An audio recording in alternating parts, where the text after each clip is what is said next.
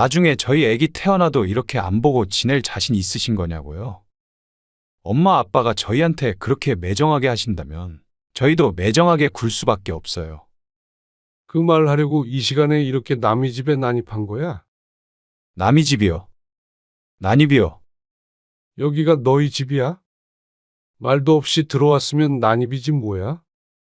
그리고 지금 나중에 손주 얼굴 안 보여주겠다고 협박이라도 하는 거야? 협박이 아니고요. 일어날 수 있는 일에 대해서 미리 경고 드리는 거예요. 그래. 부모가 자기 자식 안 보여주고 싶다는데 어쩔 수 없지. 네? 그리고 앞으로 이렇게 함부로 쳐들어오지 말아라. 자식이라고 부모 집에 이렇게 마음대로 와도 되는 줄 알아. 너희가 이렇게 말도 없이 한 번 찾아오면 우리는 두 번 찾아갈 거니까 그런 줄 알아. 오늘 이야기 속 주인공은 57세 신미경 씨입니다. 그리고 그녀의 아들과 며느리에 관한 이야기이죠. 신 씨는 아들 며느리가 집에 찾아오는 것이 부담스러웠습니다. 정확히 말하자면 예고도 없이 들이닥치는 것이 무척 불편했죠. 아들이 결혼하고 남편과 둘이서 편히 지내다가 말도 없이 아들 부부가 오면 급히 청소하랴 밥 차리랴. 시부모님보다 더 힘든 존재들이었습니다. 게다가 며느리가 임신을 하면서 당연하듯 손주를 봐줄 것을 요구하니 차라리 이제는 찾아오지 말았으면 하는 마음도 들었습니다. 어째서 자식은 부모 집에 마음대로 쳐들어와도 되고 부모는 무조건적으로 자식을 위해 희생을 해야 하는지 몰랐습니다. 그걸 거절한다면 매정하다는 소리를 들었습니다. 신 씨는 아직 50대였습니다. 나이 들었다면 나이 들었고 또 젊다면 젊은 나이. 자식들 다 키워놨으니 이제는 신 씨 부부만을 위한 삶을 살고 싶었습니다. 부모로서 할 의무는 충분히 다했고 남들보다 넘치면 넘쳤지 부족한 사랑을 줬다고 생각하지 않았습니다. 그래서 결혼할 때도 많은 지원을 해주었고 말이죠. 신 씨는 부모라고 죽을 때까지 자식만을 위해 살다가 죽으라는 법은 없다고 생각했습니다. 그리고 그런 희생을 강요하고 그저 자신들 인생이 먼저인 자식 며느리는 신 씨도 사양이었습니다. 신 씨는 아들, 딸이 하나씩 있었습니다. 올해 아들은 31, 딸은 29이 되었습니다. 딸은 24세 직장에 다니면서 일찍이 독립을 했습니다. 직장이 집과는 거리가 멀어서 어쩔 수 없었고 아들은 계속 신 씨 부부와 함께 살고 있습니다. 그러다가 아들이 29이 되었을 때 갑자기 결혼을 하겠다고 했습니다. 다소 이른 나이라고 생각했죠. 그래서 결혼 계획을 알렸을 때 신 씨 부부는 결혼을 2, 3년은 늦췄으면 하는 마음이 있었습니다. 신 씨가 일찍 결혼해서 자식들을 낳았기 때문에 좀 더 젊었을 때 삶을 즐겼으면 했습니다. 굳이 20대 결혼을 서두를 필요가 있나 해서 오늘 떼보았지만 아들과 예비 며느리는 당장 결혼하길 원했습니다. 그래서 신 씨 부부도 아들의 뜻대로 하라고 했습니다. 그렇게 원하는데 굳이 반대할 이유는 없다고 생각했습니다. 신 씨 부부는 아들이 결혼할 때 서울에 있는 아파트 전세금을 전부 지원해 줬습니다. 그리고 딱 그만큼 딸에게도 미리 주었죠. 너희 둘이 똑같이 줬으니까 어떻게 쓰는지는 너희 자유야. 아들은 신혼집을 구했고 딸도 오피스텔에서 곧 아파트로 이사할 계획을 세웠습니다. 딸에겐 아직 결혼이 먼 일이었기 때문이었습니다. 신 씨 부부는 이제는 아들, 딸 인생에 관여하지 않기로 했죠. 전세금이라고 하더라도 금액은 결코 적지 않았습니다. 기준을 낮춘다면 작은 아파트도 살 수 있는 금액이었습니다. 남편도 평생 기업에서 일을 했고 신 씨도 젊어서 시작한 사업이 잘 되어 경제적으로 여유가 있는 편이었습니다. 둘 다 지금도 여전히 일을 하고 있었으니 말이죠. 아들까지 결혼하고 나니 신 씨 부부는 수십 년 만에 처음으로 둘이서만 지내게 되었습니다. 자식들 키우느라 그리고 부모 봉양하느라 여태까지는 둘만 있는 시간이 거의 없다고 봐도 무방했습니다. 민우까지 나가면 허전할 줄 알았는데 좋네. 신 씨의 솔직한 심정이었습니다. 딸은 일찍이 독립했고 같이 살던 아들까지 나가면 쓸쓸할 줄 알았습니다. 물론 그런 감정도 있긴 했지만 그것보다도 편하다는 감상이 더 컸습니다. 어쩔 땐 꼭 신혼으로 돌아간 듯한 기분도 들었습니다.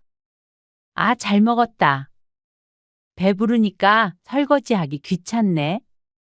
뭐하러 지금 해? TV 좀 보다가 소화되면 내가 할게. 그럴까? 흉볼 사람도 없는데. 그래. 정 귀찮으면 내일 하면 되고. 신 씨는 남편과 함께 식탁 앞에 앉아서 키들거렸습니다.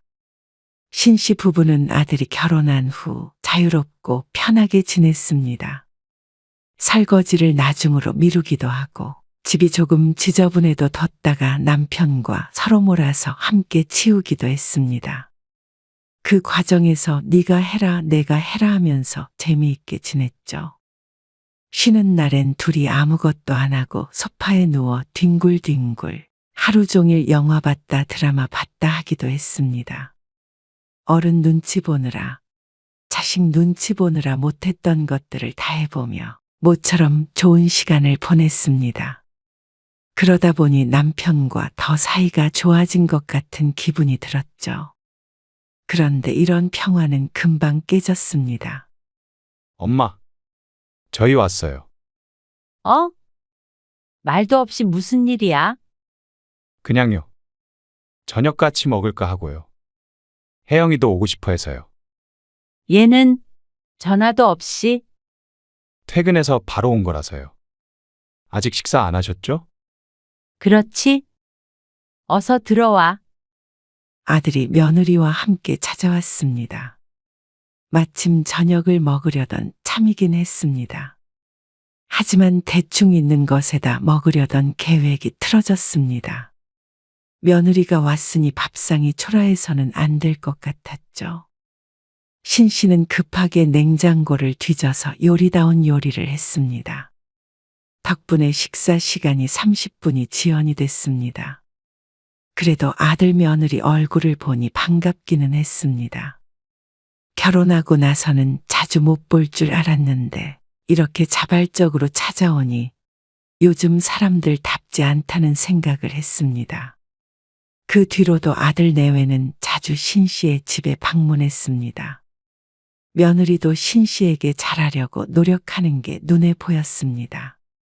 신 씨 부부의 짐작으론 처음 결혼할 때 신 씨 부부가 결혼을 반대한 것으로 느껴서 그런 듯 했습니다.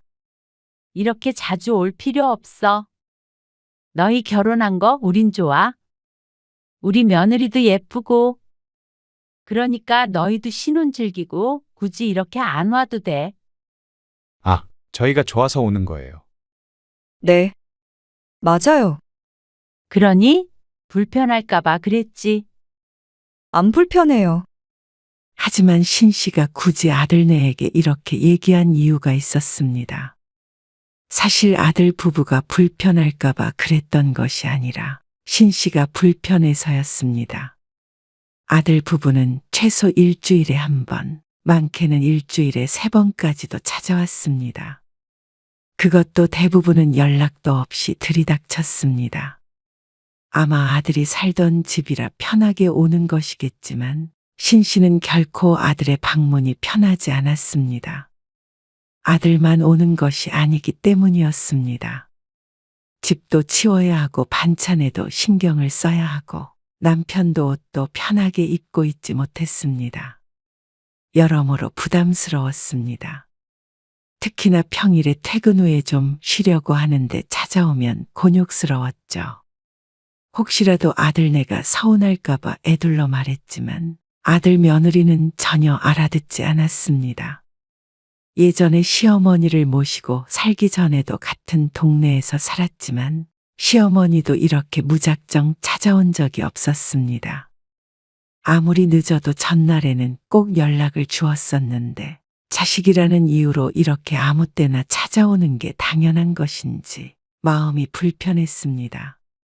자주 오는 것도 그랬지만 오더라도 제발 아무 때나 연락도 없이 오지 않았으면 했습니다. 그래서 아들에게 따로 얘기할 수밖에 없었습니다. 그런데 그걸 가지고 아들은 굉장히 서운해했죠. 보통은 자식이 찾아오면 좋아하지 않아요? 그럼 최소한 하루 전에라도 연락을 달라는 말이지. 그냥 퇴근하면서 오고 싶어질 때 오는 거예요. 너는 그렇다 쳐도 혜영이는 불편할 거 아니야? 이렇게 자주 오면 아니요. 혜영이가 오자고 하는데요. 근데 좀 서운하네요. 장모님이 안 계시니까 엄마가 엄마처럼 좀 해주세요. 그렇게까지 말하는데 더 말을 보태기가 힘들었습니다. 친정엄마가 일찍 돌아가신 며느리의 마음을 받아달라는데 불편해도 좀 참자 싶었습니다. 아들은 되도록이면 연락은 주겠다고 했지만 잘 지켜지지는 않았습니다. 저희 왔어요. 그래. 왔냐? 안 그래도 올 때가 됐다 싶어서 신 씨의 남편도 아직 옷을 안 갈아입은 채였습니다. 그런데 아들이 놀라운 소식을 전했습니다. 혜영이 아이 가졌어요. 뭐? 임신했어? 네. 그러면서 행복하다는 듯이 서로 마주보고 웃는 아들과 며느리. 너무 축하해. 신 씨는 기뻤습니다. 그리고 얼떨떨하기도 했습니다. 50대 중반의 나이에 벌써 할머니가 될 줄은 몰랐습니다. 아들이 결혼을 했으니 당연히 손주가 생기겠지 하고 막연하게 생각은 했지만 정말로 할머니가 됐다고 하니 얼떨떨할 만도 했습니다. 남편도 같은 표정이었습니다. 우리 아들이 벌써 우리를 할머니, 할아버지를 만들어주네. 그러고선 남편은 기분 좋은 표정을 지었습니다. 오늘도 예고 없이 찾아왔지만 식사 분위기는 무척 화기애애했습니다. 그리고 아들 며느리가 집에 돌아간 뒤에는 딸의 조언을 들어서 며느리에게 산후조리원 비용을 보내주었습니다. 그리고 며칠 뒤에는 축하 선물도 따로 보내주었습니다. 하나밖에 없는 며느리가 아이를 가졌다고 하니 신씨 부부도 최선을 다해서 이것저것 해주려고 노력했습니다. 그런데 아들은 그 외에도 신씨 부부에게 다른 것을 요구했습니다. 저희가 맞벌이도 해야 되고 그러니까요. 아기 태어나면 엄마가 좀 봐주셨으면 해요. 뭐? 나? 신씨가 손가락으로 스스로를 가리키며 물었습니다. 그러자 아들이 고개를 끄덕였습니다. 아주 당연하다는 듯한 표정으로 말이죠. 물론 공짜로 부탁드리는 건 아니에요. 한 달에 100만 원씩 드릴게요. 사뭇 의기양양해 보이는 모습에 신 씨는 어안이 벙벙했습니다. 신 씨가 집에서 노는 게 아니라는 걸 아는데도 100만 원에 저렇게 당당할 수 있다는 게 놀라웠죠. 신 씨의 남편은 대기업에 다녔고 신 씨는 사업을 했습니다. 아주 큰 회사는 아니지만 직원이 3명이 있었고 잘 되지 않을 때도 남편만큼은 충분히 벌었습니다. 남편이 종종 자신이 퇴직하면 취직시켜달라고 농담처럼 말하곤 했는데 아들은 그런 사정은 모르는 모양이었습니다. 그러면 아들, 딸에게 수억씩 지원해준 돈은 다 어디서 생겼다고 생각하는지 몰랐죠. 그리고 돈이 문제가 아니었습니다. 신 씨는 노후에 손주를 봐주며 지낸다는 생각은 별로 해본 적이 없었습니다. 일이 바쁘기도 했고 평생 가정에 헌신하며 산 후 아들, 딸 모두 독립시켰으니 이제는 내 일 하면서 남편과 시간도 보내고 그렇게 지내고 싶었습니다. 남편도 같은 생각이었는지 신 씨가 뭐라 대답하기도 전에 먼저 말했습니다. 그건 힘들지. 엄마도 일하고 있는데 잠깐 쉬시면 되죠. 그렇게 대충 일하는 줄 알아? 그러자 아들은 거절당할 줄은 몰랐다는 듯한 반응이었습니다. 그런 아들에게 남편이 단호하게 말했습니다. 맞벌이 하더라도 여러 가지 방법이 있잖냐. 엄마가 봐줄 수 없는 상황이니까 둘이 상의해서 잘 해결해봐. 그랬더니 아들은 또 서운하다며 돌아갔고 남편은 끝까지 너희가 책임져야 한다며 선을 그었습니다. 우리가 너무 심한 건 아니겠지? 심하긴. 어떻게 키워보지도 않고 바로 당신한테 봐달라 그래? 그것도 그랬습니다. 그리고 아들이 서운해한다고 하더라도 그것 때문에 신 씨가 아이를 봐줄 수는 없을 것 같았습니다.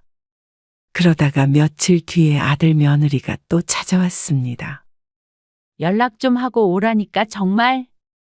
남편이 퇴근하기도 전에 와서는 자리 잡고 앉아있자 신 씨도 한숨이 나왔습니다. 퇴근해서 좀 느긋하게 있고 싶었는데 손님이 있으니 마음대로 퍼져 있지도 못했습니다. 안 그래도 낮에 일이 꼬여 하루 종일 스트레스 받았었는데 아들 며느리를 보니 자신도 모르는 사이에 표정에서 표시가 났던 모양이었습니다. 남편이 곧 돌아오고 아들 며느리와 넷이서 식사를 하는데 며느리가 벼랑간 훌쩍거렸습니다. 왜 그래? 왜 울어? 신 씨가 놀라서 물었고 남편도 당황한 눈치였습니다. 그러자 며느리가 흐느끼며 말했습니다. 왜 어머님, 아버님은 저를 남처럼 대하세요? 결혼 반대하신 거 아니라고 하셨으면서 제가 와도 탐탁지 않아 하시는 것 같고요. 그럴 리가 있어? 왜 가족으로 생각을 안 해? 그러자 아들이 한숨을 쉬면서 말했습니다. 오죽했으면 혜영이가 울어요. 그러면서 또 얘기를 꺼냈습니다. 며느리도 고개를 끄덕이며 말을 했습니다. 애기도 안 봐주신다고 그러고 너무 서운해요. 기가 막혀서 말을 못하고 있었는데 며느리는 더욱 서럽게 울었습니다. 이를 도대체 어째야 하는지 몰랐습니다. 남편도 우는 며느리에게 또 단호하게 굴기가 쉽지 않은지 난감한 기색이었습니다. 그래서 신씨 부부는 아무 말 없이 며느리를 달랬습니다. 신씨는 임신한 며느리가 울고 있는데 거기에다 대고 매정하게 말을 할 수가 없었습니다. 일단은 대화를 일단락했고 아들 며느리를 돌려보냈습니다. 그리고 나중에 아들을 따로 불렀습니다. 얼렁뚱땅하다가는 정말로 전적으로 손주를 봐줘야 하는 상황이 될 것 같았습니다. 할머니도 어릴 때 저희 키워주셨다면서요. 아들이 신 씨의 시어머니 얘기를 꺼냈습니다. 신 씨가 둘째까지 낳고 다시 일을 시작하려는데 1년간 시어머니가 왔다 갔다 하면서 아이들을 봐주었죠. 하지만 신 씨도 할 말은 있었습니다. 나중에 시어머니를 5년간 모시고 살았고 돌아가시기 1년 전부터는 누워서만 생활하는 시어머니의 수발도 신 씨 부부가 손수 들었습니다. 그걸 아들, 딸도 모두 보고 컸습니다. 그러면 너 나중에 우리 그렇게 데리고 살 자신 있어? 한번 묻고 싶었습니다. 하지만 아들은 말문이 막힌 듯 대답이 없었습니다. 우리도 늙어서 너희한테 부양하라는 소리 안 해. 그러니까 지금까지 열심히 일하고 있고.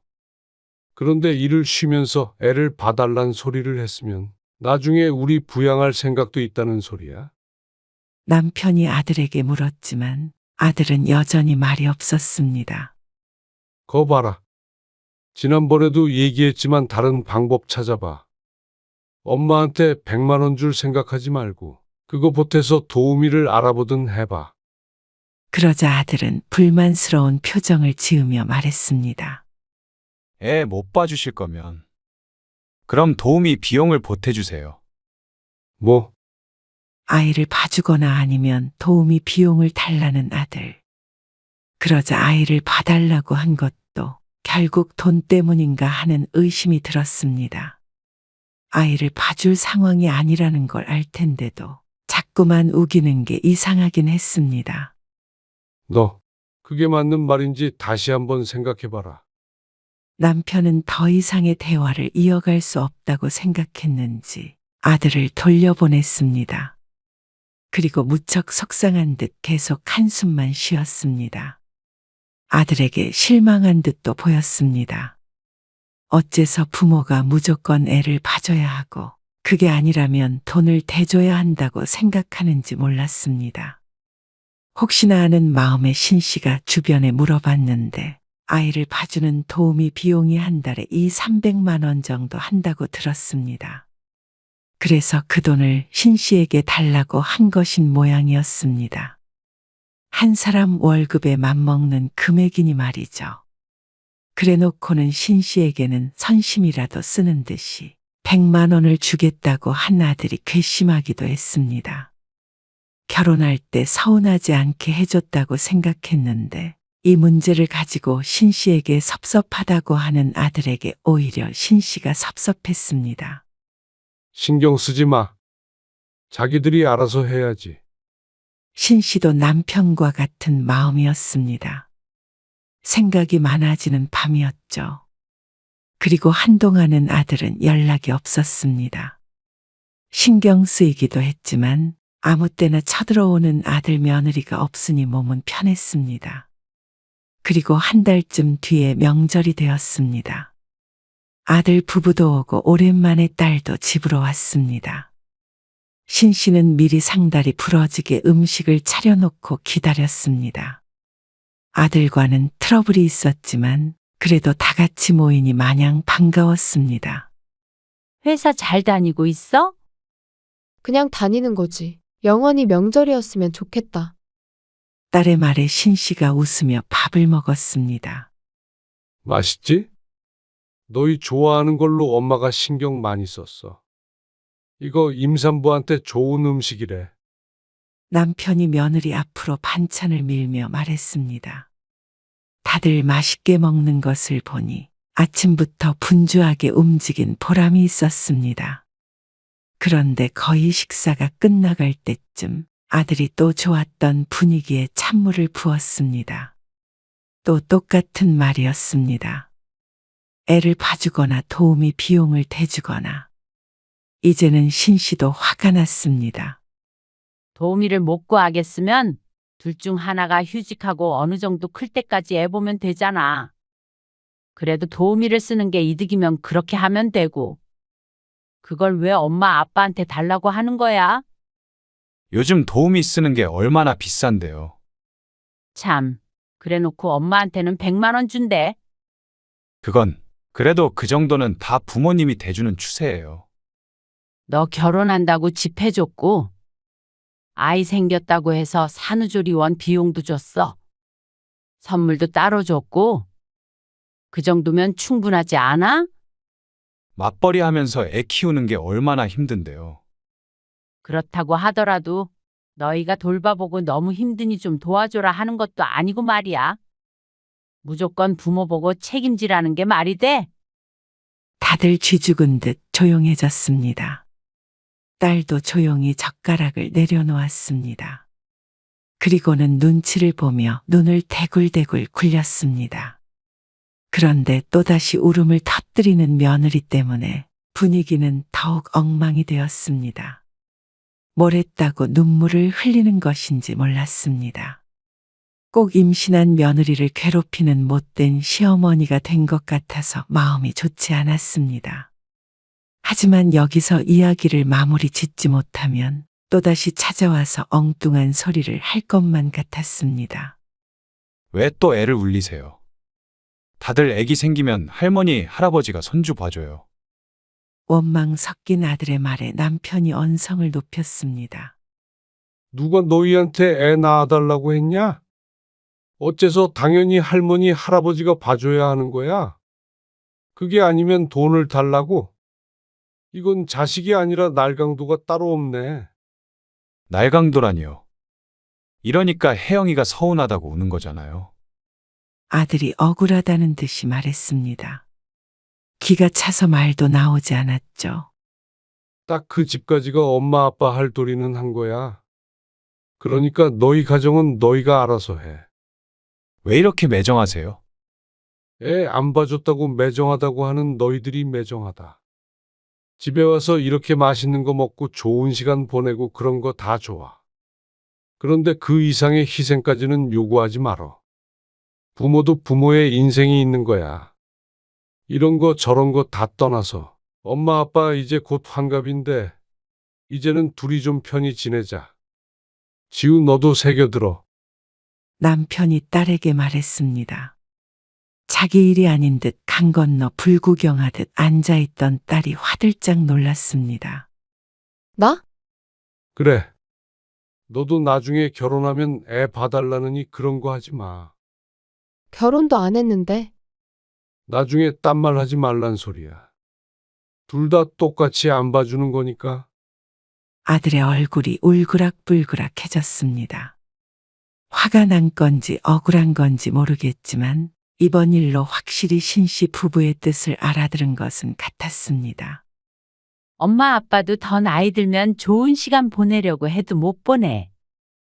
15년, 20년. 그 정도 지나면 여행이나 마음껏 다니겠어. 안 그래도 요즘 무릎 아파서 죽겠는데. 그렇게 원망하는 눈으로 쳐다봐도 소용없어.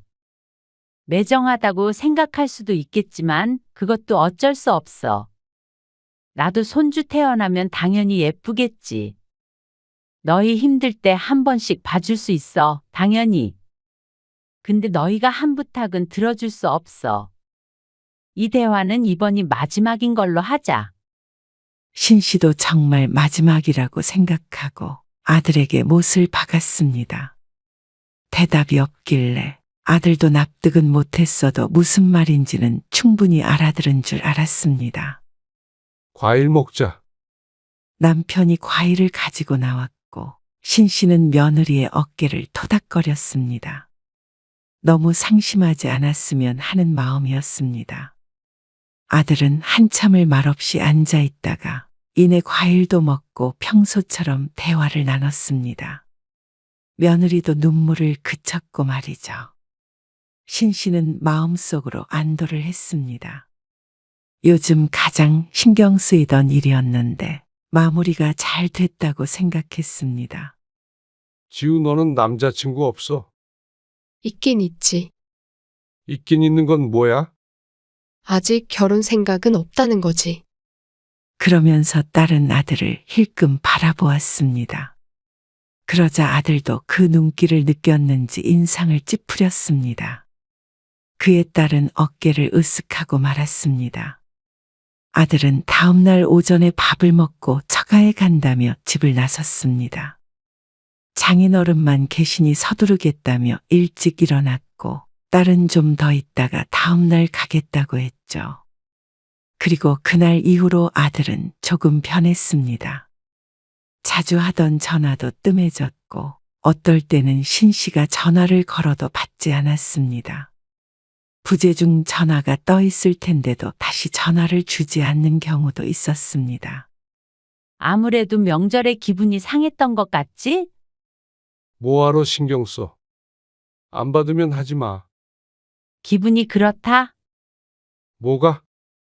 씁쓸하네. 우리가 너무 오냐오냐 키웠나 봐. 신씨의 말에 남편도 고개를 끄덕였습니다. 그러니까 부모가 당연히 다 해줘야 한다고 생각하는 거겠지. 너무 의존적이야. 근데 우리가 그렇게 키운 걸 어떡해? 이렇게 연락 끊으려는 걸까? 그렇기야 하겠어. 그리고 그렇다고 하더라도 뭘 어떻게 해. 그래서 일도 안 하고 애 봐주게. 그건 아니지. 그러면 너무 신경 쓰지 마. 알았어. 모처럼 둘이 데이트나 하고 올까? 어디 가게? 그냥 유 앞에서 산책하다가 밥 먹고 들어오지 뭐. 그래. 그래서 그날 이후로 신씨도 아들에게 연락하지 않았습니다. 그러자 애가 탄 것은 아들 부부였던 모양이었습니다. 한 달쯤 지나자 아들이 며느리와 함께 또다시 신씨의 집으로 찾아왔습니다. 비밀번호가 눌리고 벌컥 열리는 현관에 신씨는 깜짝 놀라 작게 비명을 질렀습니다. 남편이 이미 집에 있으니 들어올 사람이라고는 아들밖에 없을 텐데 오랜만이라 그런가 많이 놀랐죠.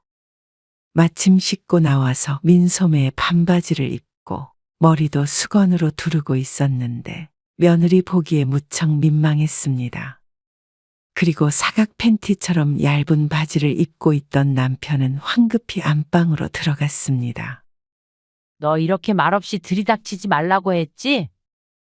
오랜만에 보는 아들인데도 반가운 인사말보다도 핀잔을 주는 듯한 말이 먼저 나갔습니다. 며느리도 당황스러워 보였는데 아들만은 태평했습니다. 가족끼리 뭐가 어때서요? 다소 도전적으로 느껴지는 듯한 말투였습니다. 첫 마디를 들으니 무슨 생각으로 쳐들어온 것인지 짐작이 갔습니다. 결코 좋은 용건은 아닌 것 같았습니다. 남편이 잠시 뒤에 옷을 갖춰 입고 나왔습니다. 무척 언짢은 표정으로 말이죠. 무슨 일이야? 생각은 해보셨어요? 무슨 생각? 남편이 황당해서 묻자 아들은 오히려 당황한 듯 보였습니다. 나중에 저희 애기 태어나도 이렇게 안 보고 지낼 자신 있으신 거냐고요? 그제서야 아들이 무슨 말을 하는지 알아들었습니다. 그간 연락을 끊고 찾아오지 않은 이유가 있었습니다. 신씨 부부가 스스로 깨닫기라도 바라는 듯 했죠. 엄마 아빠가 저희한테 그렇게 매정하게 하신다면 저희도 매정하게 굴 수밖에 없어요. 남편이 기가 찬 웃음을 뱉었습니다. 유쾌하지 않은 웃음에 아들이 움찔했습니다. 그 말 하려고 이 시간에 이렇게 남의 집에 난입한 거야? 남의 집이요. 난입이요. 거친 표현에 아들이 화를 냈습니다. 여기가 너희 집이야? 말도 없이 들어왔으면 난입이지 뭐야? 기가 죽었을 것으로 예상하고 왔는지 아들은 기대와는 다른 반응에 놀란 듯 보였습니다. 지금 나중에 손주 얼굴 안 보여주겠다고 협박이라도 하는 거야? 협박이 아니고요. 일어날 수 있는 일에 대해서 미리 경고 드리는 거예요. 경고? 말이 그렇다는 거죠. 그게 협박이라는 거야. 그렇게 받아들이셨다면 어쩔 수 없고요. 저희도 이번 일로 엄마 아빠한테 실망이 커서요. 그래. 부모가 자기 자식 안 보여주고 싶다는데 어쩔 수 없지. 네? 남편의 말에 아들은 바보같이 되물었습니다. 아직 나오지 않은 손주가 뭐가 예쁘다고 그런 협박에 벌벌 떨겠냐. 진짜 너무하신 거 아니에요? 버럭 성질을 내는 아들을 제쳐두고 이번엔 신씨가 며느리에게 물었습니다. 지난번에 민우한테도 얘기했었는데 너희는 우리 노후 책임질 생각은 하고 이러는 거야? 나중에 나이 들면 우리랑 같이 살면서 병수발도 들고 그렇게 살래? 아, 그거랑 무슨 상관이에요? 그 정도 생각도 없이 엄마 아빠한테만 희생을 강요해? 손주 봐주는 게 뭐가 희생이에요? 다들 오히려 고맙다고 그래요. 며느리는 그런 생각은 안 해보았는지 얼굴이 하얘져서 대답이 없었습니다. 아니, 노후에 책임지는 거 우리도 안 바란다. 그러니까 너희도 너희 앞가림 알아서 해. 애를 낳기도 전에 우리 보고 키우라고 하는 게 말이 되니. 육아휴직도 있고 얼마든지 애 키울 방법 있잖아. 도우미를 써도 너희 돈으로 써. 엄마, 지금 도우미 비용 아까워서 이러시는 건 아니죠? 아들의 말에 이번에는 신씨가 헛웃음을 내뱉었습니다. 어쩜 이런 아들이 다 있나 싶었습니다. 쭉 함께 살았었는데도 모르고 지냈던 자신이 바보 같았습니다. 아니, 너희한테는 도우미 비용이 아니라 이미 해준 전세금도 아깝다. 남들보다 편히 살라고 해준 거였는데 너희는 받은 건 모르고 더 달라고 이렇게 찾아와서 따지는구나. 도우미를 쓰려거든 전세금 빼서 하든 말든 알아서 해. 그리고 앞으로 이렇게 함부로 쳐들어오지 말아라. 앞으로 이렇게 말없이 한 번 찾아오면 우리는 2번 찾아갈 거니까. 저희 집에요. 그래. 그런 시부모 원하는 건 아니겠지? 부모님이 오시는 거랑 자식이 오는 거랑 같아요. 뭐가 달라? 부모도 사생활이라는 게 있어. 이렇게 함부로 들어오지 마. 독립했으면 여긴 너희 집 아니야. 왜 이렇게 이기적이세요? 아무리 말해도 모르니 너도 나중에 나이 들어봐라. 과연 누가 이기적이었는지. 진짜로 손주 못 봐도 후회 안 하신다는 거죠. 아들은 남은 패는 그것밖에 없다는 듯 똑같은 말을 반복했습니다. 하지만 그런 아들을 남편은 비웃었습니다. 그래. 직접 안 키워준 할머니, 할아버지는 손주를 못 본다면 뭐 어쩔 수 없지. 나중에 누가 후회하나 한번 보자. 그러자 아들도 무언가 이상하게 돌아가고 있는 듯한 느낌을 받은 것 같았습니다. 이렇게 나올 줄은 몰랐던 눈치였습니다. 하나 얻은 것도 없이 든든한 지원군을 잃은 것은 아들 부부였습니다. 그러자 며느리가 아들의 소매를 잡아당겼습니다. 말리는 눈치였습니다. 하지만 신씨 부부는 아들 내외를 집 밖으로 쫓아버렸습니다. 모쪼록 몸 조심하고 순산하길 바란다. 그러고는 아들 내외가 돌아가고 나서 비밀번호부터 바꿨습니다. 이제 정말 마지막인 것 같아서 속이 후련했습니다. 오늘 아들을 보니 괘씸해서 더는 보고 싶지 않았습니다.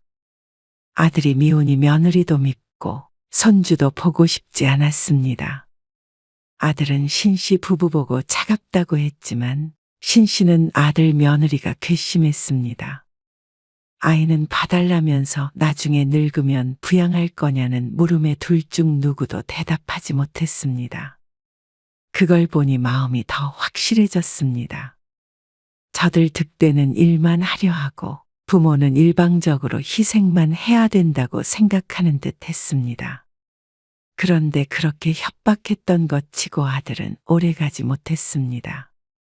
한 달도 안 돼서 먼저 연락이 왔습니다. 내일 좀 가도 돼요? 한 번 쳐들어오면 두 번 쳐들어간다는 말을 이제서야 알아들었는지 방문하겠다고 연락을 준 것이었습니다. 아니, 안 돼. 그러자 아들은 대뜸 사과를 했습니다. 애기 봐달라고 안 해요. 죄송해요. 혜영이도 이렇게 엄마 아빠랑 멀어지는 거 싫대요. 그런데 신씨의 마음은 그 말 한마디에 열리지 않았습니다. 아들의 속마음이야 어찌됐든 신씨는 의심이 되었습니다. 더는 부모에게 지원을 받지 못할까봐 마지못해 사과하는 것 같았죠.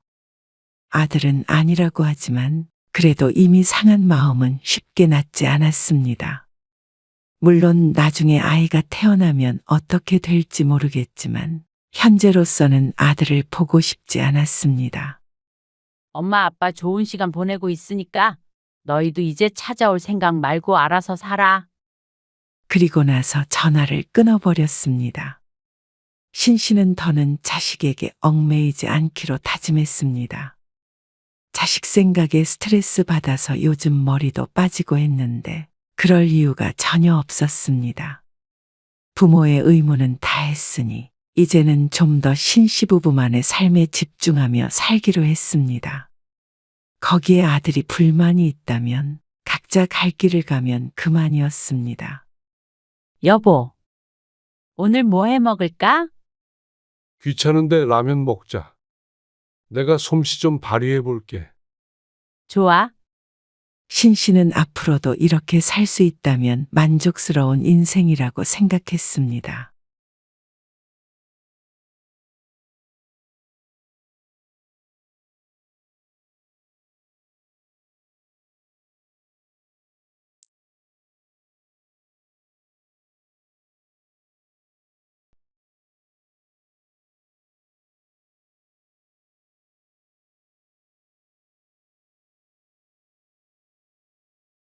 우리끼리 먹으려고 고기 샀는데 여기서 같이 먹을까?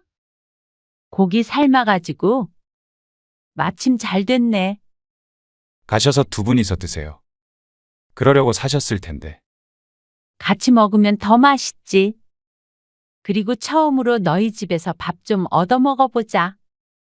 요리 잘한다며? 지난번에 들었는데. 생각해보니까 10년 넘게 한 번도 못 먹어봤네? 아, 갑자기 그러시니까 이제 저녁 때잖아.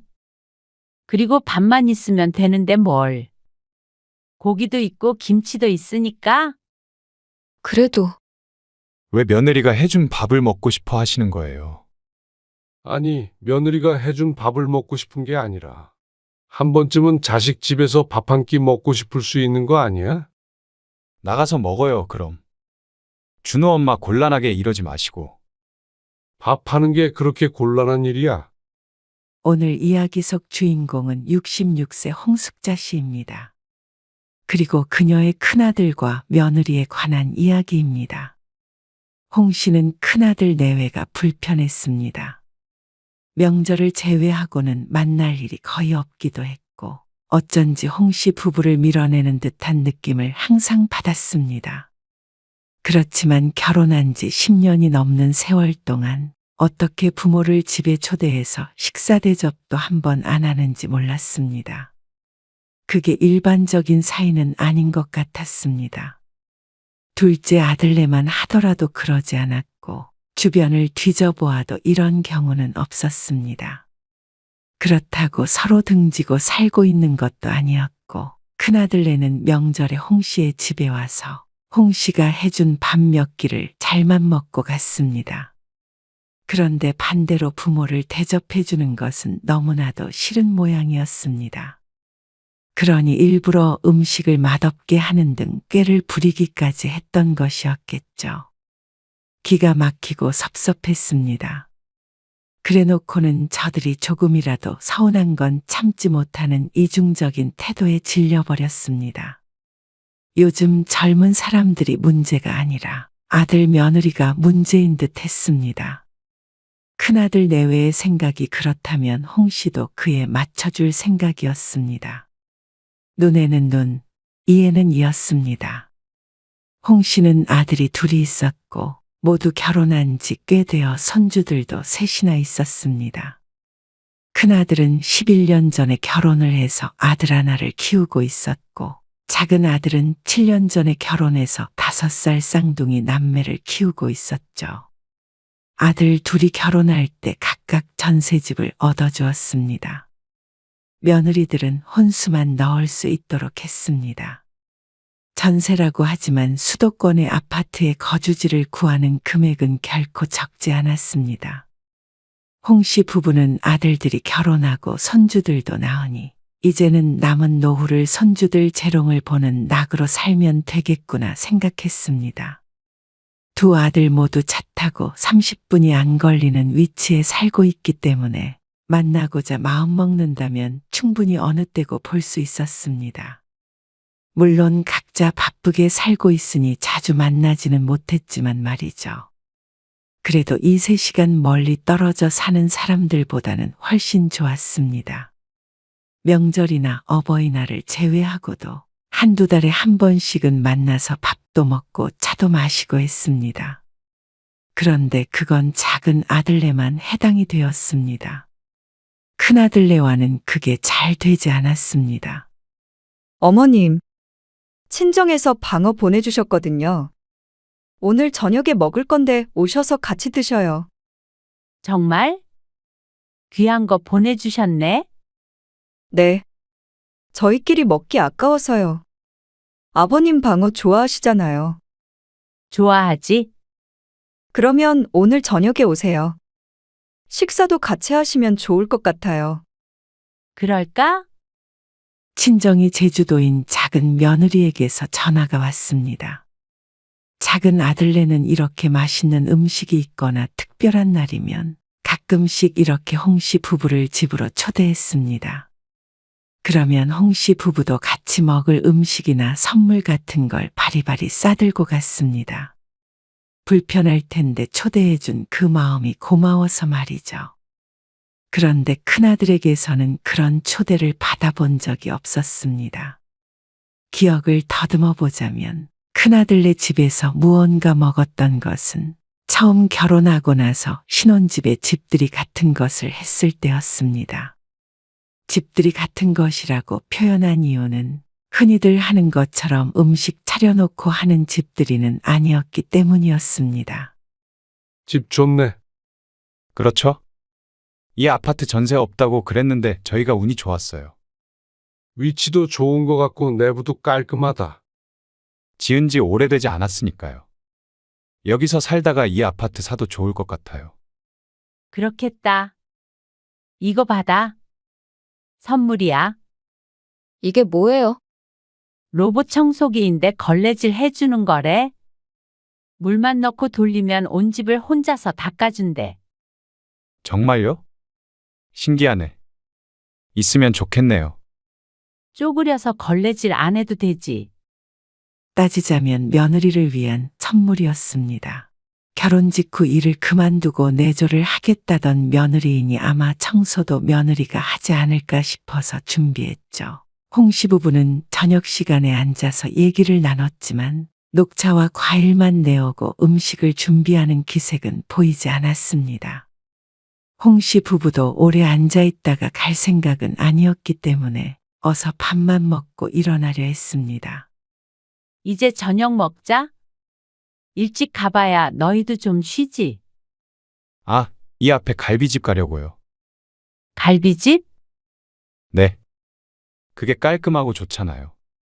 그러면서 아들이 외투를 집어들고는 나갈 준비를 했습니다.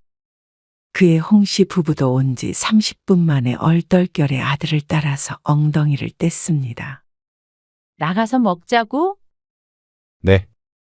당연하다는 듯이 대답하기에 홍 씨는 자신이 아는 집들이가 잘못된 것인가 싶었습니다.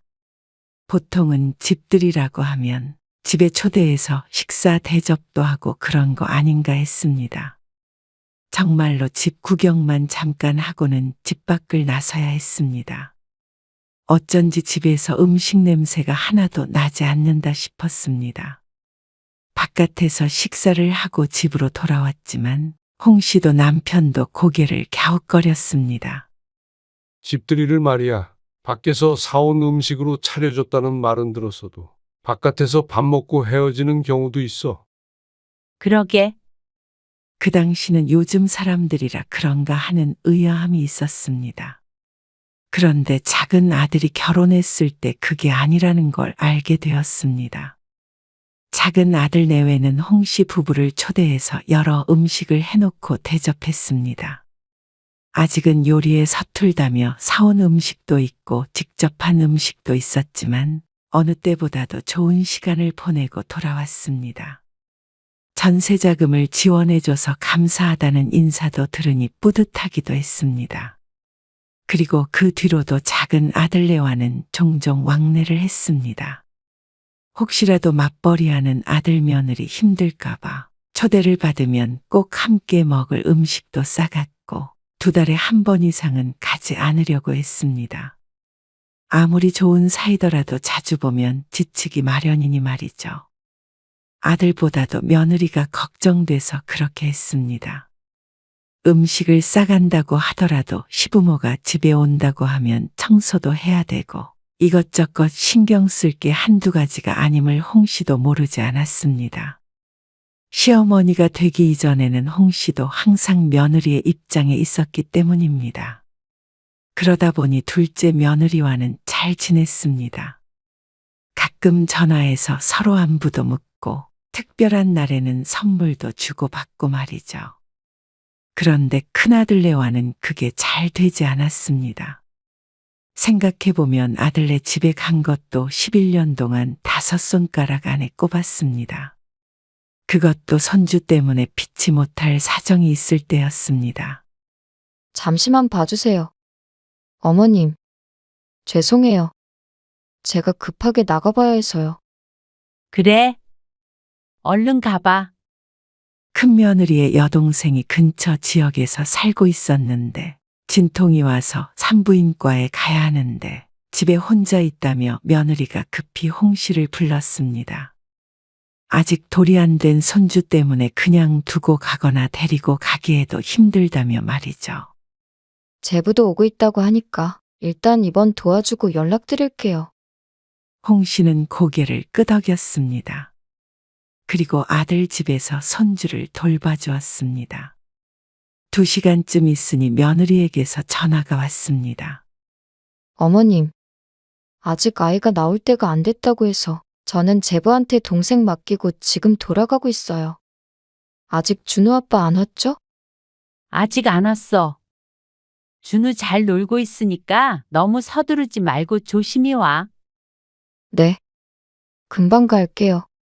그리고 3, 40분쯤 있자 아들과 며느리가 함께 집으로 들어왔습니다. 이 앞에서 만났어요. 준우 잘 있었어요? 순하고 잘 놀아.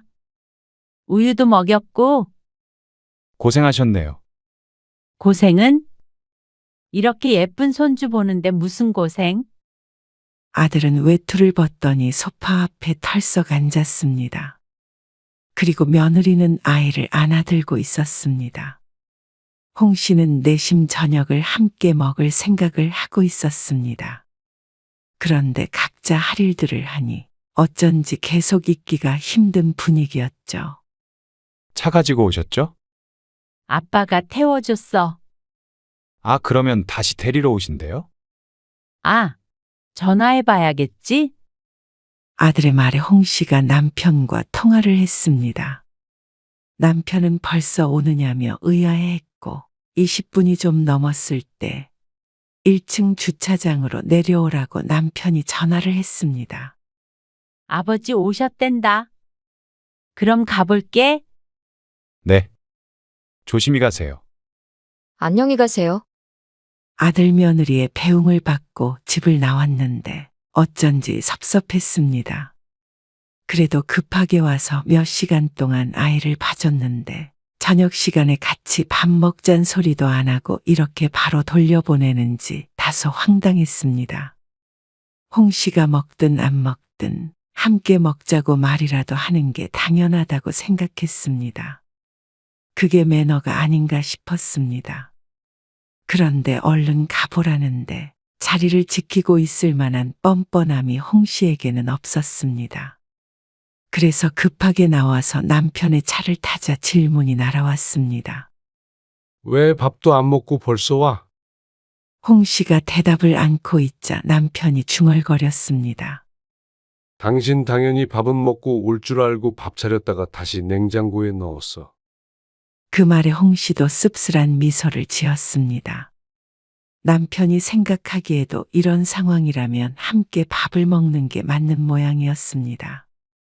처음엔 큰아들과 며느리가 정신없는 와중에 거기까지 생각을 못한 줄 알았습니다. 그런데 그게 아님은 그 뒤로 2년, 3년 더 지날수록 알게 되었습니다. 종종 비슷한 부탁은 하면서도 결코 오래 머무르도록 하지 않았고 한 번도 아들 집에서 밥을 먹어본 적이 없었죠. 그러니 눈치가 있는 사람이라면 당연히 알 수밖에 없었습니다. 큰며느리가 시부모의 방문을 반기지 않는구나 하는 걸 말이죠. 그리고 아들도 그것에 동조한다는 걸 말이죠. 각자 성격이 다르니 이해하자 싶었습니다. 그런데 가끔은 큰아들 내외에게 서운할 때도 있었습니다. 홍 씨가 아들 내외를 만나는 것은 명절이 고작이었고 가끔 생일이 주말에 있다면 올 때도 있었습니다. 그래봤자 제사도 안 지내니 1년에 3, 4번 만나면 많이 보는 것이었습니다. 20분 거리에 사는데도 말이죠. 어서 와. 얼굴이 좋아 보인다. 잘 지냈어? 좋아 보이긴요. 요즘 회사도 바쁘고 그래서 정신없어요. 어제까지 야근했어요. 아이고 고생이 많네. 잘 지내셨어요? 그럼 얼른 들어와. 권호도 방금 도착했어. 일찍 왔네요. 그러게. 배고프지? 밥 차리고 있으니까 거실에 있어.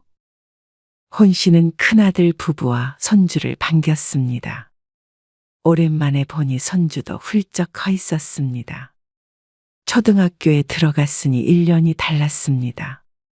남편은 거실에서 작은 아들의 쌍둥이 남매를 돌보았습니다.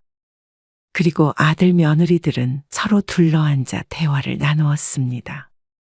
홍 씨는 그 사이에 밥을 차렸습니다.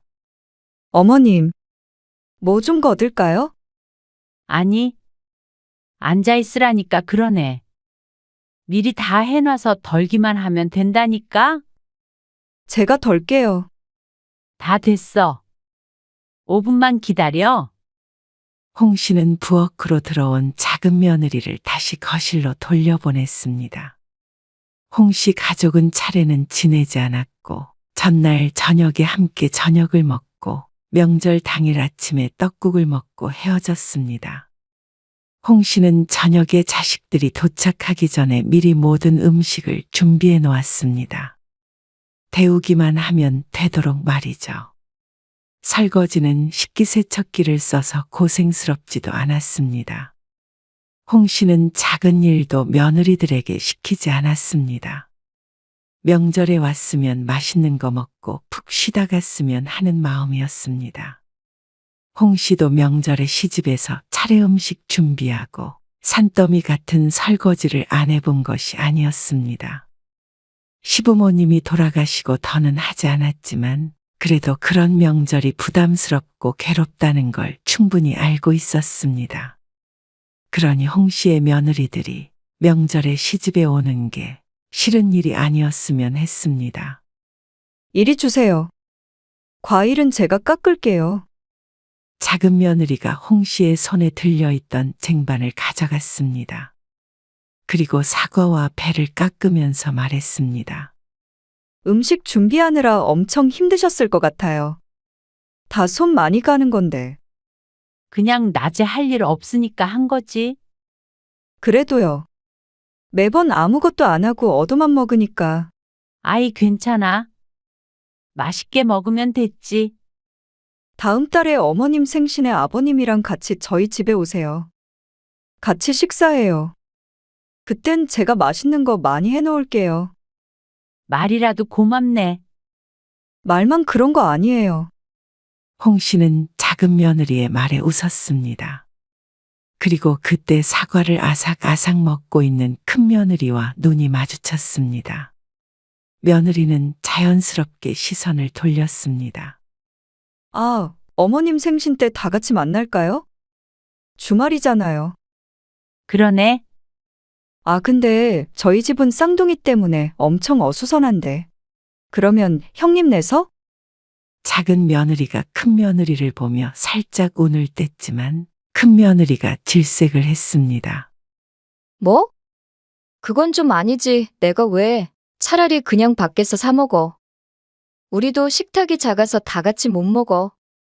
그래. 그리고 뭘 다 모여. 따로 그냥 챙기면 되지. 그러자 큰 며느리와 아들에게 서운하기도 했습니다. 이제 와서 느끼는 감정은 아니었고 늘상 마음 한구석에 불편한 감정이 있었는데 작은 며느리의 말을 들으니 큰 며느리와 너무 달랐습니다. 결혼한 지 10년이 넘었는데 한 번도 이런 말을 빈말로도 한 적이 없었습니다. 작은 며느리는 자주는 아니어도 1년에 한두 번은 그래도 홍 씨 부부를 불러서 함께 맛있는 것 먹고 시간을 보냈는데 말이죠. 최소한 명절에 와서 얻어먹은 만큼은 돌려주려고 했습니다.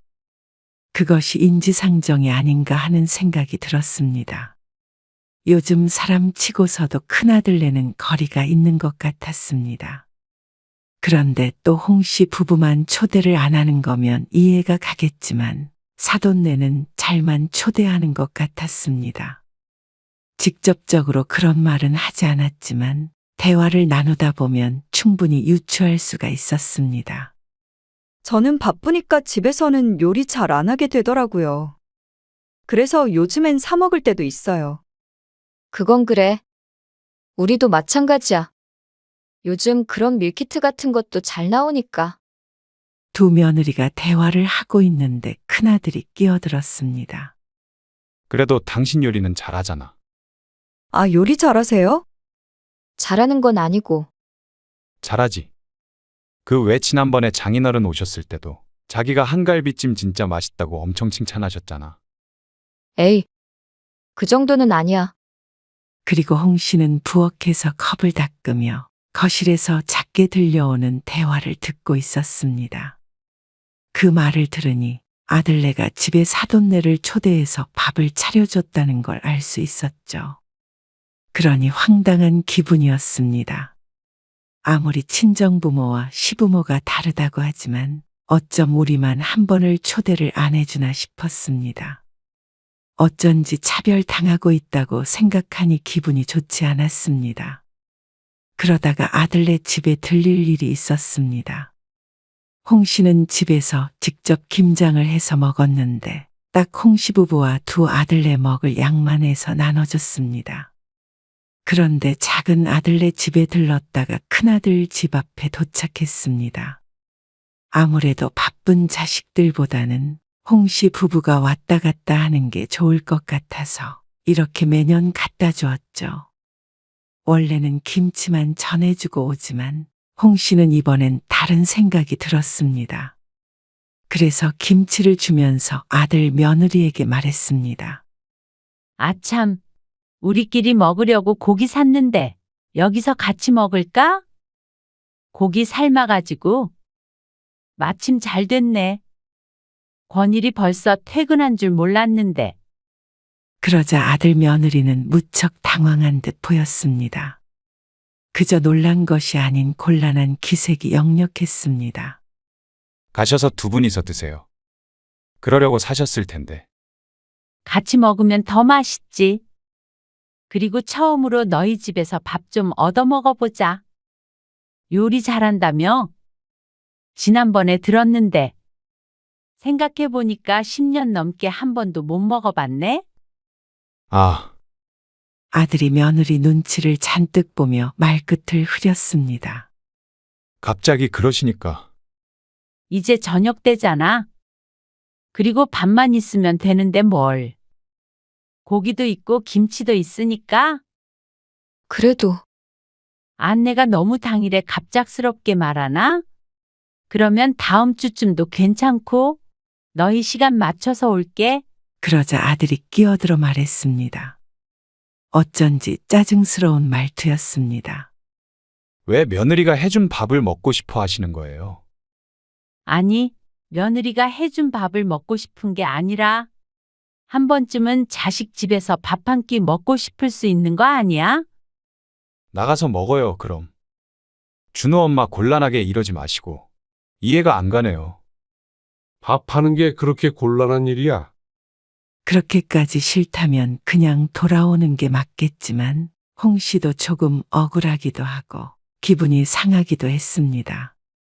저들은 명절에 와서 실컷 얻어먹는 게 당연하면서 자기들이 한 끼 대접하는 것은 이토록 어려운 일이라는 게 어이가 없었습니다. 십첩반상을 원한 것도 아니었고 김치도 고기도 가져왔다는데 그게 싫다고 한다면 그냥 자신들 집에서 시부모와 겸상을 하는 것 자체가 싫은 게 아닌가 싶었습니다. 다른 때 같았으면 그러냐 하고 왔겠지만 홍 씨도 한마디를 참지 않았습니다. 너희는 나중에 안 그러겠어? 준우가 결혼했는데 10년 넘게 준우네 집에서 밥 한 끼 못 먹어봤다면 어떨 것 같아? 하나도 안 서운하겠어? 그리고 누가 준우 엄마 보고 밥 차리래? 그렇게 준우 엄마 걱정되면 네가 차리면 되잖아. 그러자 예시가 와닿기는 한 모양인지 아들 며느리가 입을 다물었습니다. 말문이 막힐 만도 했습니다. 준우라면 아주 끔찍한 아들내외였으니 말이죠. 그런 상상은 해본 적도 없었을 것입니다. 이런 걸 보면 홍 씨 부부와 큰아들네와는 평범한 관계는 아닌 것 같았습니다.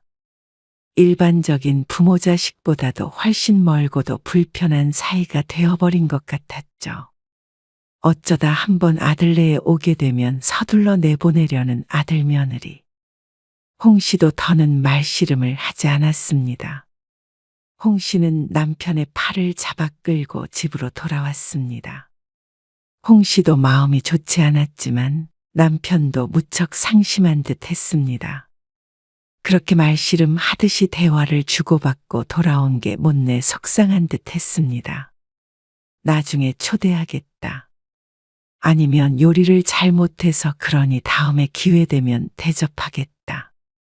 이런 식으로 부드럽게 넘어갈 수 있는 말은 얼마든지 있었습니다.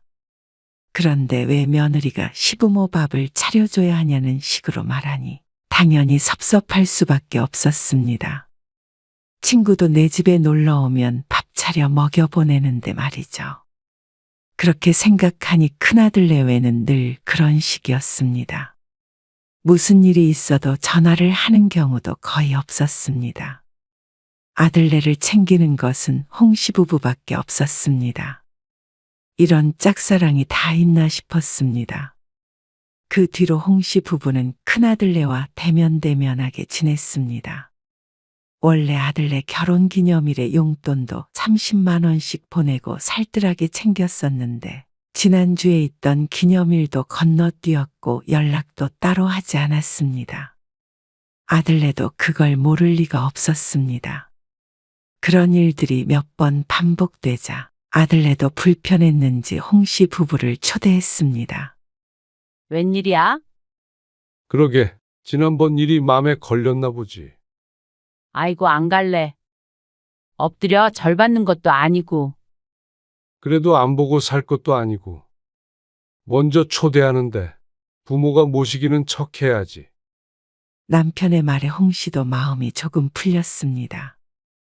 사실 조금 유치하다고 생각은 하고 있었습니다. 그 외에도 섭섭했던 것들을 나열하자면 구구절절했지만 표면적으로는 아들네가 밥 안 해줬다고 삐진 것이나 마찬가지로 보였을 테니 말이죠. 그래서 갔던 아들네에서 홍씨는 황당하고도 불쾌한 경험을 하게 되었습니다. 괜히 갔다 싶을 만큼 어이없는 일이었습니다. 아들네 집에 가니 밥상을 그럴싸하게 차려놓았습니다. 요리를 잘한다더니 정말 그런 것 같았습니다. 홍씨는 엎드려 잘 받기라고 하더라도 원하는 발을 잃었으니 앞으로는 올 생각이 없었습니다. 괜히 며느리 괴롭히고 싶은 마음도 아니었습니다. 서운한 마음에 그런 말을 하긴 했지만 이번 한 번으로 만족하자 싶었죠. 차린 건 별로 없지만 맛있게 드세요. 며느리의 말에 남편이 헛기침을 하며 숟가락을 들었습니다. 지난번에 그렇게 헤어진 게 마음에 걸리는 모양이었습니다. 잘 먹으마.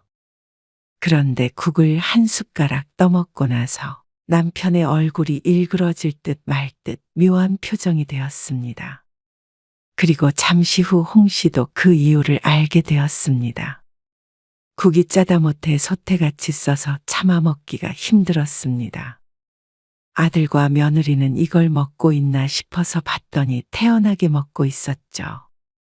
홍씨 부부는 밥을 먹는 둥 마는 둥 했습니다. 반찬도 하나같이 맛이 이상해서 아들 내외가 이런 걸 먹고 사나 싶었습니다. 그런데 아무렇지도 않은 듯한 아들 내외를 보니 어쩐지 의심스러웠습니다. 미각이 있다면 저렇게 태어날 수가 없으니 말이죠. 그런데 경악스러운 식사가 끝나고 홍 씨는 우연히 며느리가 일부러 음식을 맛없게 해서 내왔다는 사실을 알게 되었습니다. 그리고 둘이 하는 대화를 들어보니 아들과 함께 그렇게 하기로 작전 같은 걸 짠 모양이었죠. 그러면 그렇지 하는 생각이 들었습니다. 아무리 싫어도 어떻게 이렇게까지 해? 설레는 마음으로 찾아온 홍씨 부부는 바보가 된 기분이었습니다. 그러니까 아들이 골치 아프다는 표정을 지었습니다. 기가 차서 말이 안 나왔습니다. 홍씨는 10년 넘게 아들네 집에서 밥 한 끼 못 얻어 먹었다는 것은 홍씨도 굳이 찾아와서 밥 차려달라고 한 적이 없다는 말이었습니다. 11년 만에 처음으로 얻어먹은 밥이 이렇게 탈이 날 줄은 몰랐습니다. 얼마나 부모가 싫고 우스웠으면 이런 일을 꾸미는지 몰랐습니다. 꼭 드라마에나 나올 법한 일이었습니다. 아니, 그러게. 왜 굳이 오셔가지고 준우 엄마를 힘들게 해요? 그냥 각자 집에서 밥 먹으면 되지. 뭘 그렇게 며느리 밥을 얻어먹으려고 하시는 건데요.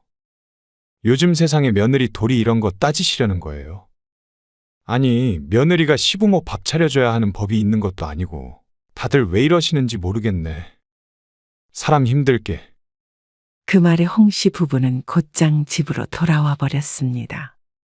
어쩜 저런 식으로 사람을 매도하는지 몰랐습니다. 말 한마디에 며느리 괴롭히는 못된 시부모가 되어 있었습니다. 어쩌면 아들놈이 더 한 것 같았죠. 그렇게 따지자면 시부모란 이유로 결혼할 때 집을 해준 건 왜 덥석 받았나 몰랐습니다. 그래놓고는 며느리돌이 찾지 말라는 말이 참 어이가 없었죠. 가지 말 걸 그랬네. 홍 씨는 괜한 짓을 했다고 생각했습니다. 자식 때문에 비참한 느낌마저 들었습니다. 홍 씨 부부가 도대체 뭘 그리 잘못했다고 이러는지 이해가 가지 않았죠.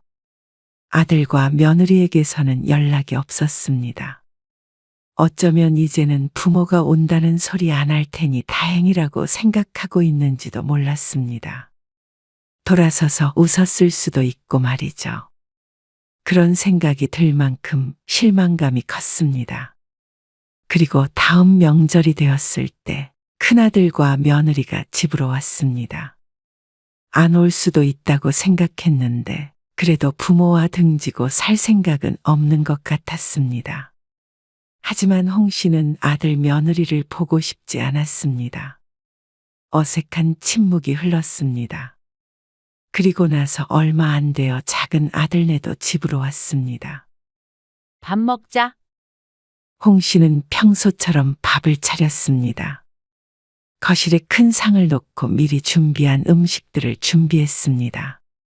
불편한 분위기에 작은 며느리가 안절부절하며 도우려 하는데 큰 며느리는 꿍한 표정으로 앉아 있었습니다. 이 상황이 무척 마음에 들지 않는 듯 했습니다. 홍 씨가 가족들을 부르자 다들 평소에 앉던 자리에 자리를 잡았습니다.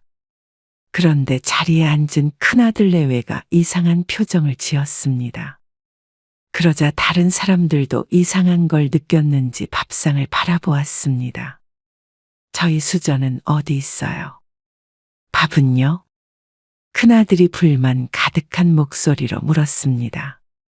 큰아들과 며느리 앞에는 수저도 밥도 국도 없었습니다.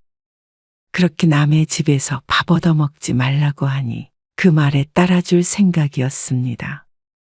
차마 손주한테까지 그럴 수 없어서 손주 앞에는 밥이 놓여 있었지만 아들이 불같이 화를 내서 아무도 숟가락을 들 수는 없었습니다. 진짜 너무하신 거 아니에요? 고작 그거 가지고 쪼잔하게 이러셔야 직성이 풀리세요. 저희라고 뭐 오고 싶어서 온 줄 아세요? 왜 화를 내는지 이해를 못하겠다. 명절에 찾아온 자식한테 밥도 안 주는 부모가 어디 있어요? 부모는 자식이 오면 무조건 밥을 차려줘야 되는 법이라도 있어? 뭐라고요? 며느리가 시부모 밥 차려줄 의무가 없듯이 부모도 자식 밥 차려줄 의무가 없을 거 아냐? 그리고 네가 말했던 대로 각자 집에서 밥 먹으면 되지.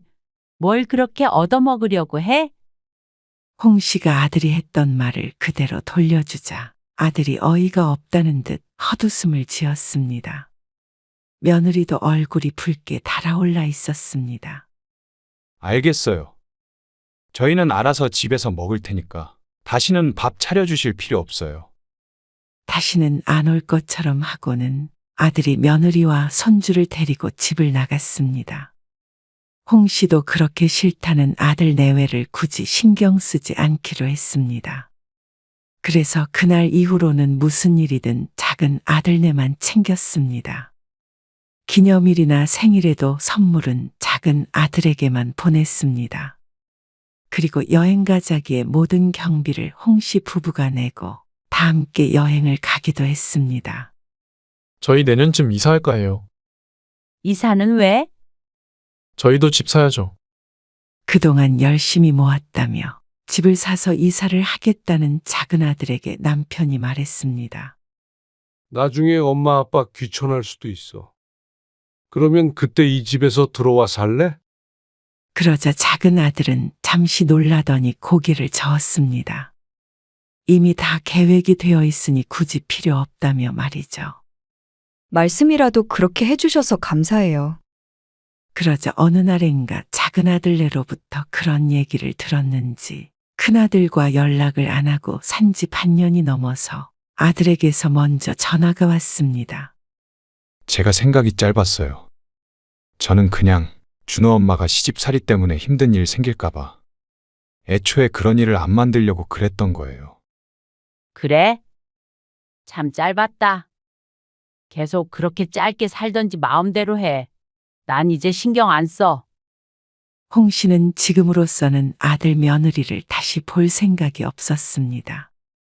아들네를 도와주고 밥 한 끼 못 얻어먹고 쫓겨나듯이 집을 나왔던 일, 일부러 소태 같은 국을 내왔던 일, 며느리 도리를 바라지 말라고 말했던 일들이 아직도 기억에 생생했습니다.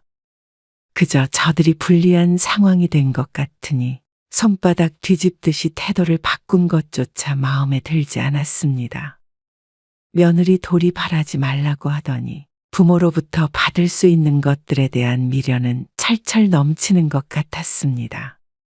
그런데 뭐가 예쁘다고 홍 씨가 큰아들 부부를 챙길까요? 뒤늦게 후회를 한 건지 또다시 눈 가리고 아웅하려는 건지 모르겠지만 적어도 앞으로 몇 년 몇 큰아들네를 돌아볼 마음이 없었습니다. 지난 11년간 1년에 몇 번 보지도 않고 살았으니 그 몇 번 안 본다고 크게 다르지도 않았습니다. 홍 씨도 이제 자식답게 부모를 대하는 사람만 자식으로서 대할 생각이었죠.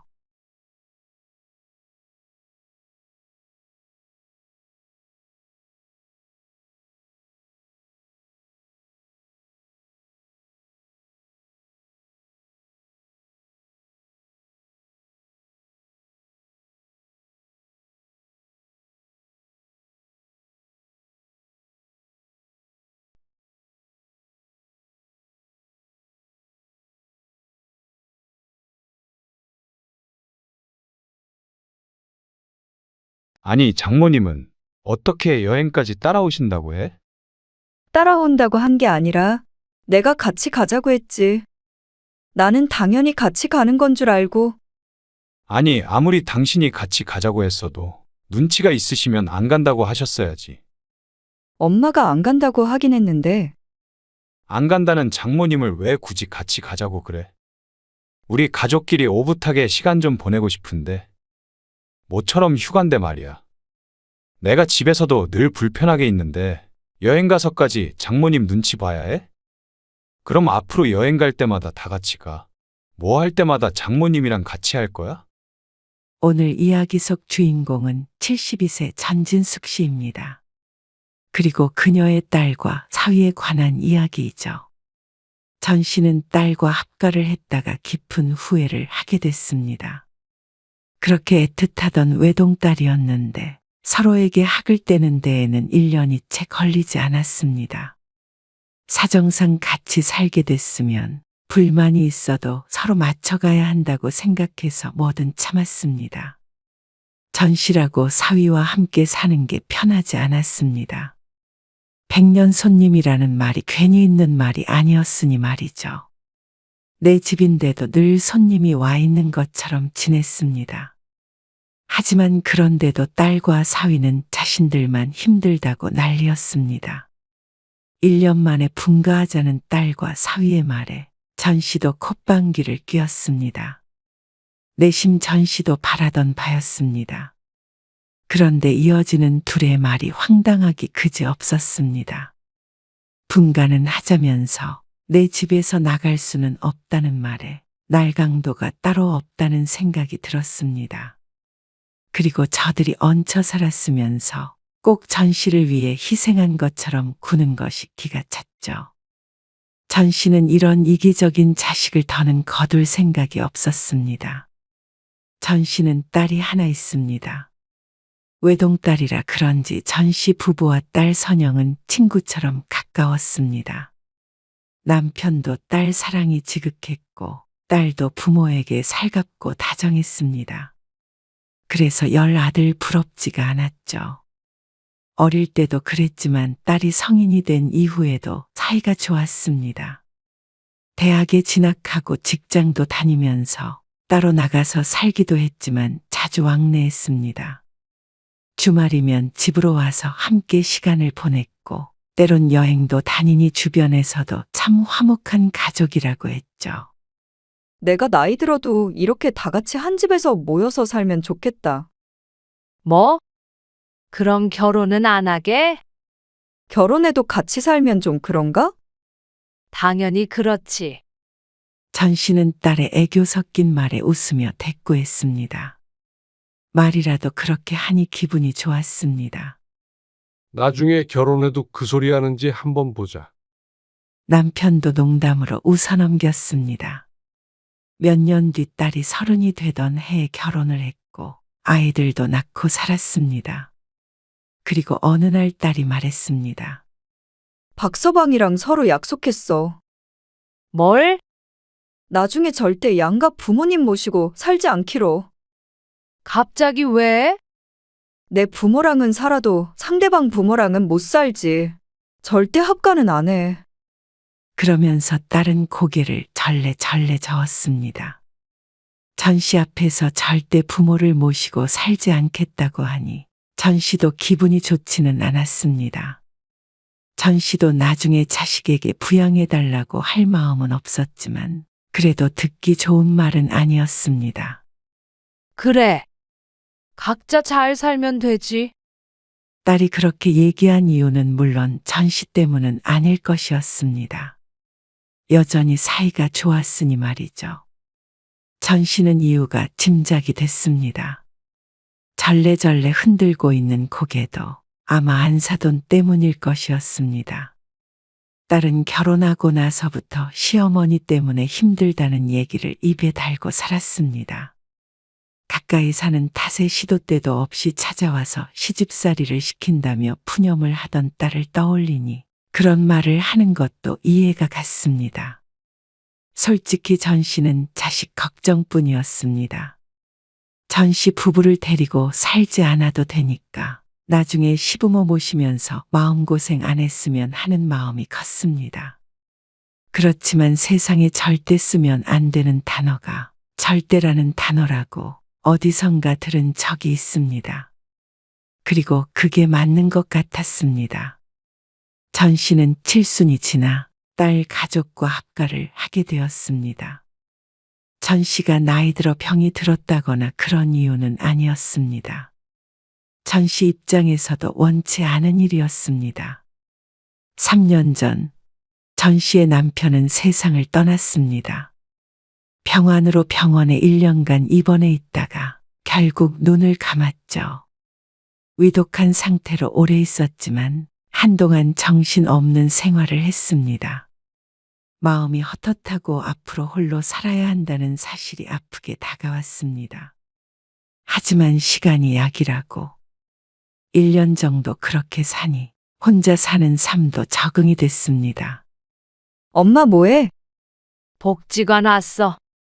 노래 교실인가 뭔가 그거? 맞아. 아무튼 재미있게 사시네. 무슨 일이야? 그냥 할 말도 있고. 무슨 말? 내가 이따가 퇴근하고 엄마 집으로 갈게. 가서 얘기해. 혼자 올 거야? 애들은? 집에 두고. 오늘 박서방 일찍 끝난대. 그래.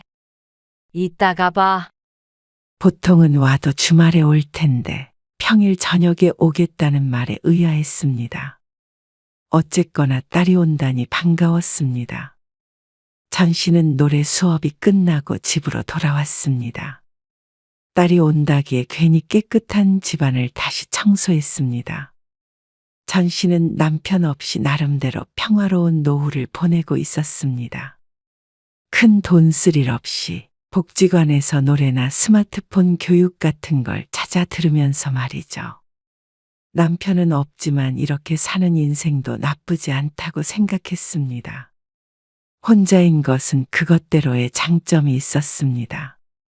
밥도 먹고 싶은 때 먹고 하고 싶은 거 맘껏 하고 말이죠. 집이 가끔 적막하게 느껴질 때도 있었지만 그럴 때일수록 취미 생활을 만들고 내 삶을 즐기려 애썼습니다. 그러니 즐거운 날이 많아졌죠. 엄마, 나왔어. 그래, 왔니? 밥은 먹었어? 아니, 여기서 먹으려고 안 먹었지. 얼른 앉아. 같이 먹게. 전 씨는 딸을 식탁 앞에 앉히고 밥을 차렸습니다.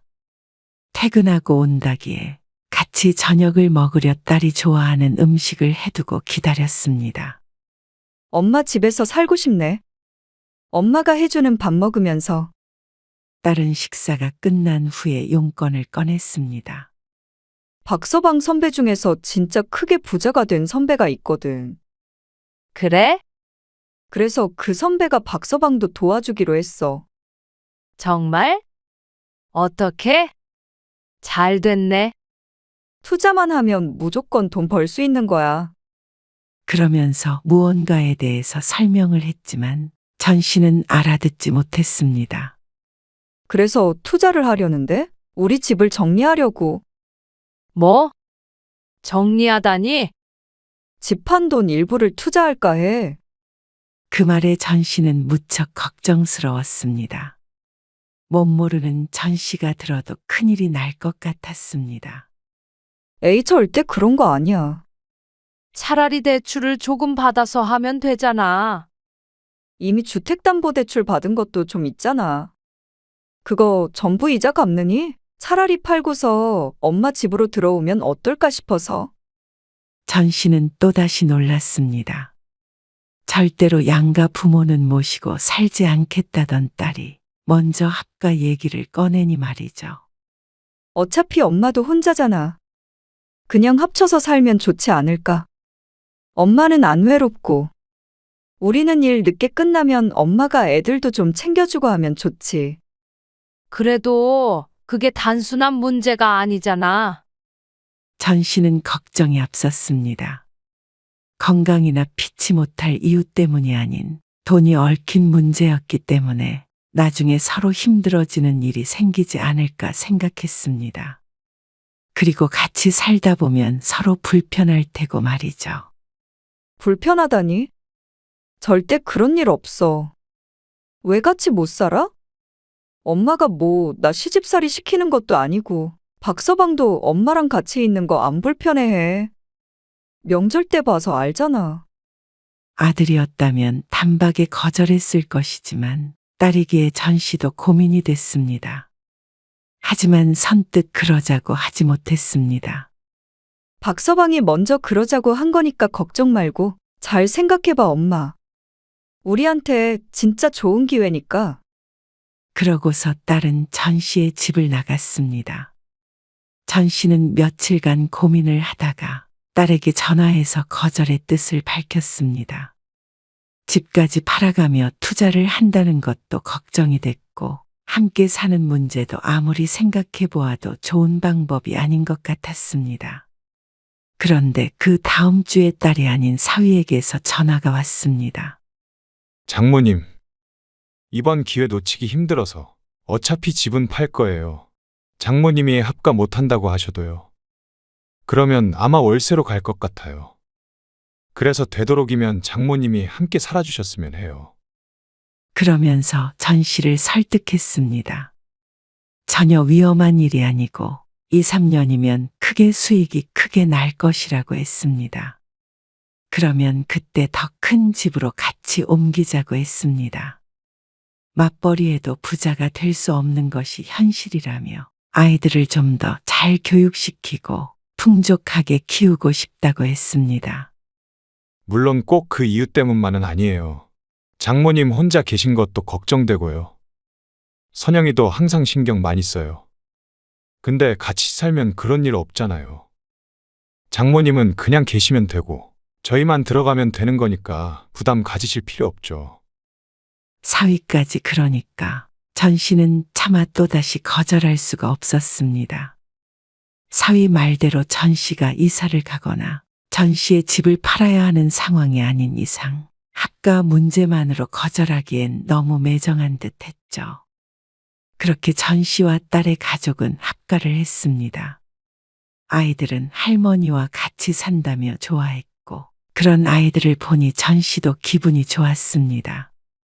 딸 부부가 맞벌이를 하다 보니 일이 늦게 끝나면 아이들만 집에 있는 경우가 덜어 있었는데, 그 시간에 전씨가 함께 있어줄 수 있어서 다행이었습니다.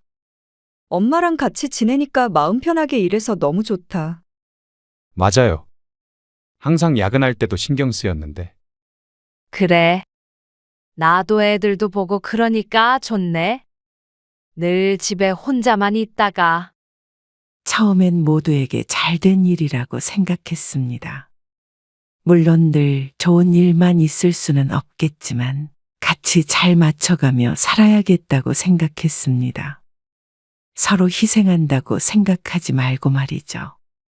그래서 전씨는 일하는 딸 부부의 밥도 챙겨주고 집안일도 도맡아 했습니다. 혼자 살 때보다 일은 많이 늘었지만 그래도 집에 있는 시간이 긴 것이 전씨이기 때문에 당연하다고 생각했습니다.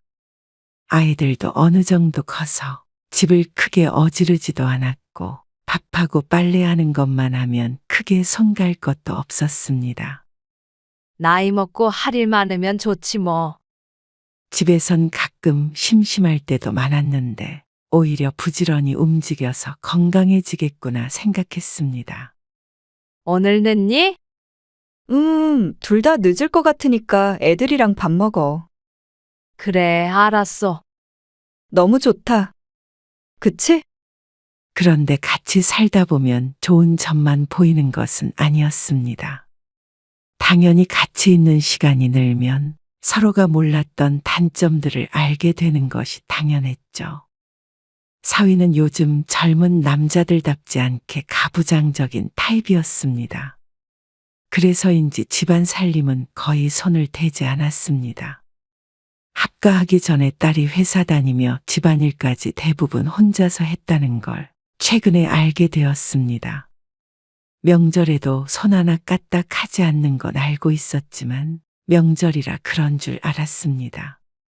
집에서는 어련히 잘하겠지 생각했죠. 그런데 이제 보니 죽은 전씨의 남편보다도 더 한 것 같았습니다. 그렇다고 딸이 가만히 있는데 전씨가 사위에게 이래라 저래라 할 수도 없었습니다. 차라리 합가를 해서 다행이라고 생각했습니다.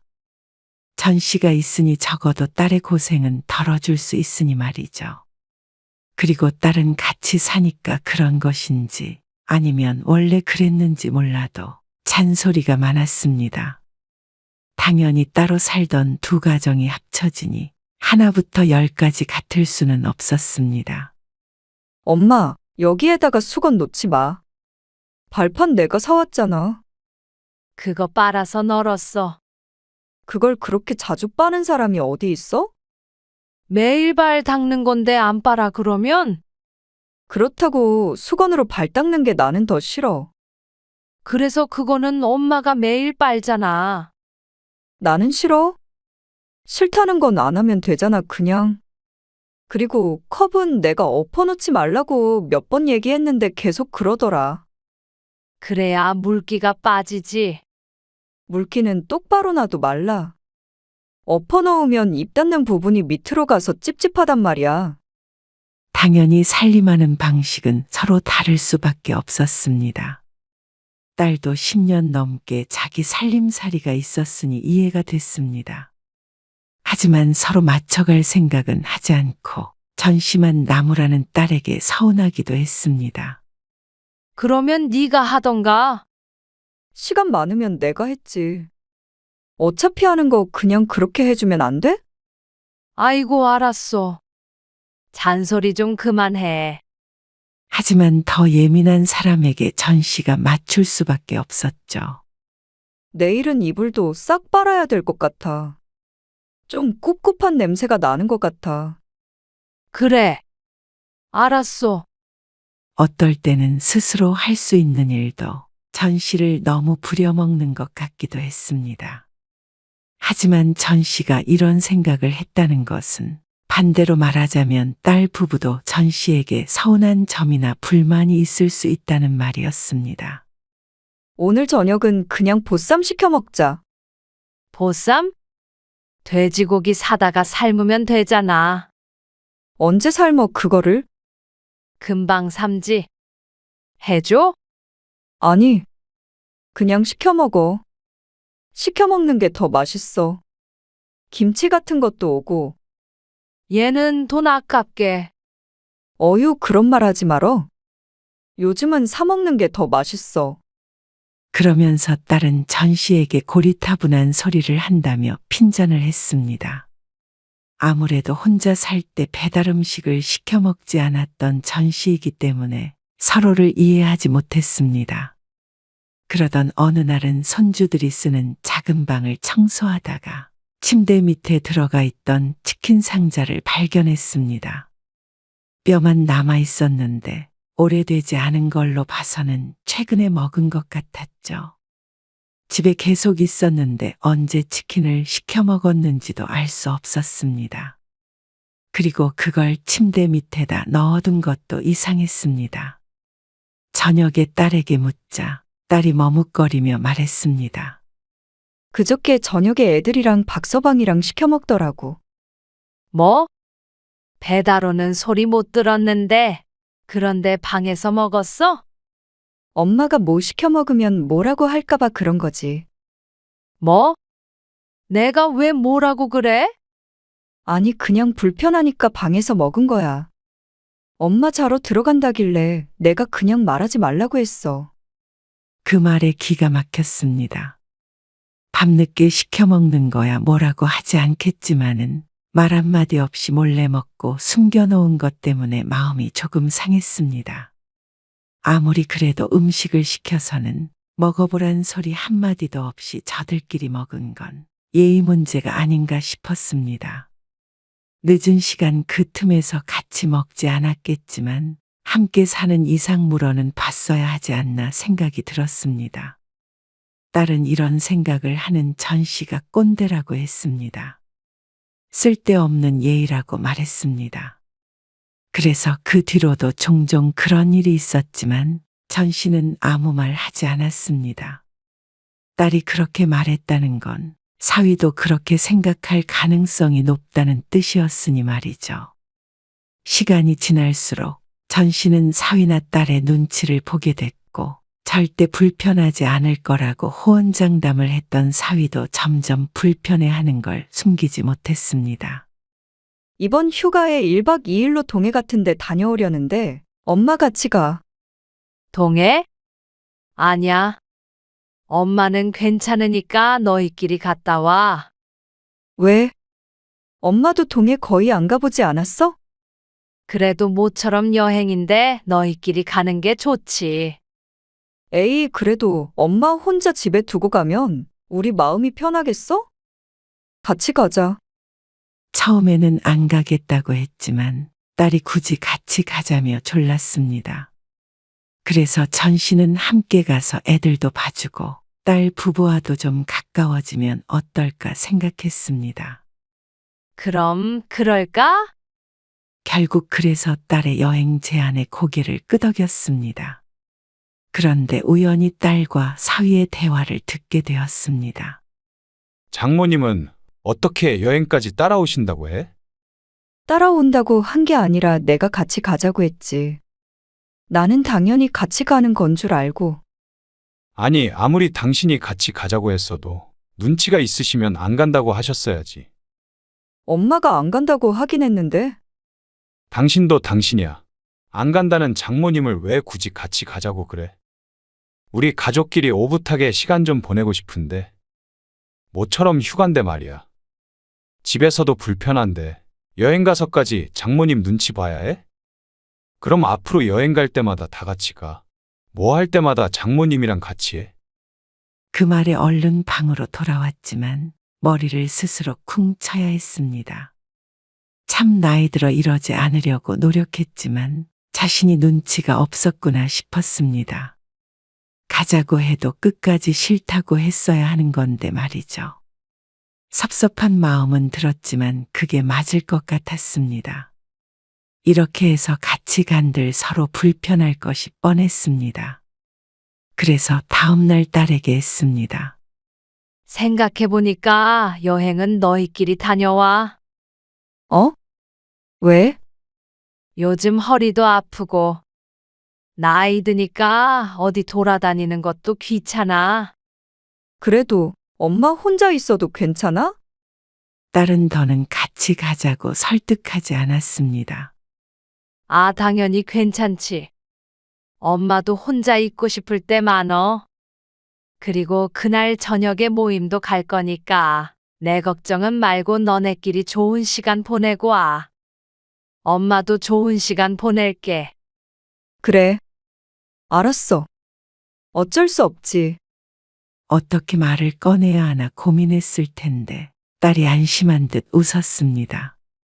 그제서야 전 씨는 같이 사는 게 이런 거구나 싶었습니다. 전 씨도 그렇지만 자식들도 편하지 않겠구나 생각이 들었습니다. 뭐라든 부모를 챙겨야 한다는 부담감도 있을 것이고 그게 싫어지는 날도 있을 테니 전 씨 스스로 몸을 사려야겠다 다짐했습니다. 그런데 아무리 전 씨가 조심하고 서로 불편하지 않게 노력하려고 해도 부족한 듯 했습니다. 서준이는 어디 갔어? 방에 없네. 박서방이랑 우리 방에. 거기서 뭐 해? 아까 TV 뭐 본다고 그러지 않았어? 전 씨가 의아하게 묻자 딸이 어색한 미소를 지었습니다. 글쎄, 좀 불편한가 보지. 방에서 휴대폰으로 서준이랑 본대. 엄마 때문이야? 그러자 딸은 아니라고 하지 않았습니다. 전 씨는 심장이 덜컥했습니다. 소파에 앉아 있긴 하지만 사위가 오면 비켜줄 생각이었습니다. 부엌에서 할 일도 있었고 말이죠. 엄마 냉장고 정리할 거야. 나와서 TV 보라고 해. 아니야. 신경 쓰이지. 그럼 엄마가 방에 들어가 있을 테니까 나오라고 해.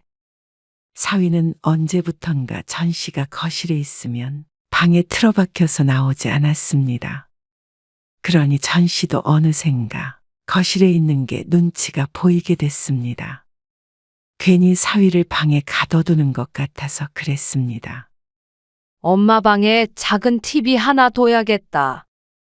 딸에게 그렇게 말했더니 딸은 오히려 좋아했습니다. 그 말을 기다린 사람처럼 말이죠.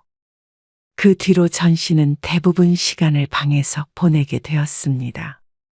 사위가 출근하면 맘 편히 있다가 퇴근하면 저녁을 먹고 자연스럽게 안방으로 향했죠. 그러다 보니 꼭 내 집에서 왕따라도 당하는 것 같은 기분이었습니다. 지은 죄도 없는데 사위와 딸을 피해 도망 다니는 것 같았습니다. 그런데도 불구하고 사위의 퇴근 시간이 점점 늦어졌습니다. 박서방은 아직도 일이 안 끝났대? 몰라. 그런가 보지. 딸의 신경은 날로 날카로워졌습니다. 무슨 문제가 있는지는 모르겠지만 어쩐지 전 씨는 자신이 무관하지 않다는 느낌이 들었습니다. 사위가 8시 넘어서 들어오는 건 이제 아주 평범했고 10시를 넘기는 날도 왕왕 있었습니다. 그럴 때면 딸은 괜스러 전 씨에게 신경질을 냈습니다. 그래서 나 때문이구나 시옷 생각하게 되었죠. 그러다 보니 전 씨는 집에 있어도 전혀 편하지가 않았습니다. 20년 가까이 살아온 집인데도 숨이 막히는 듯 했습니다. 매일 손님을 맞이하는 것 같았습니다. 뭐라든지 자식들 눈치를 봐야 했으니 말이죠. 아내 누구 있어? 네. 장모님, 저 있어요. 아이고, 미안하네. 전 씨는 서둘러 방으로 돌아갔습니다. 안방 화장실은 이미 손주가 들어가 있었습니다. 보통은 안방 화장실만 쓰는데 급해서 거실 화장실을 갔더니 하필이면 사위가 있었죠. 그저 놓고만 했을 뿐인데 화들짝 놀란 자신 스스로에게 헛웃음이 나왔습니다.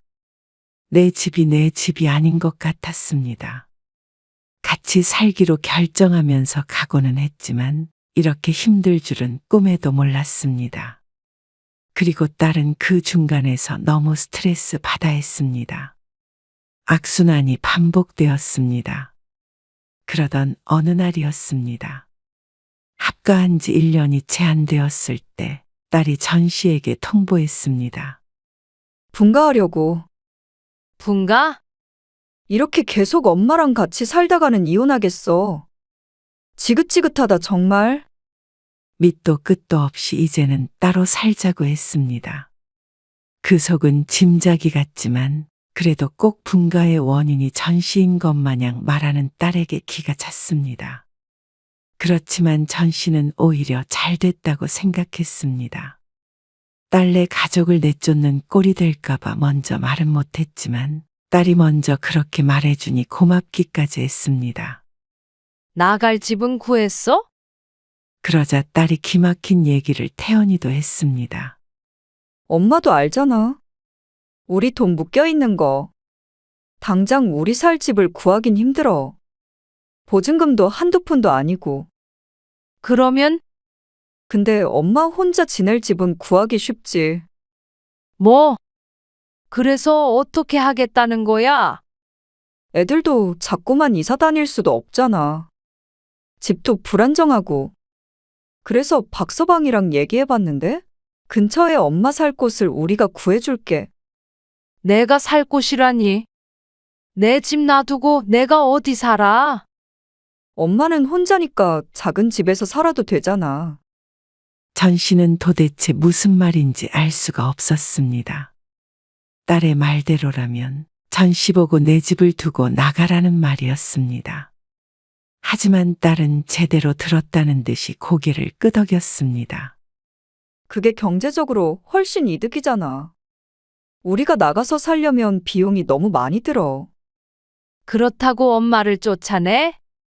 쫓아내는 게 아니라 같이 상의해서 더 좋은 방향으로 해보자는 거지.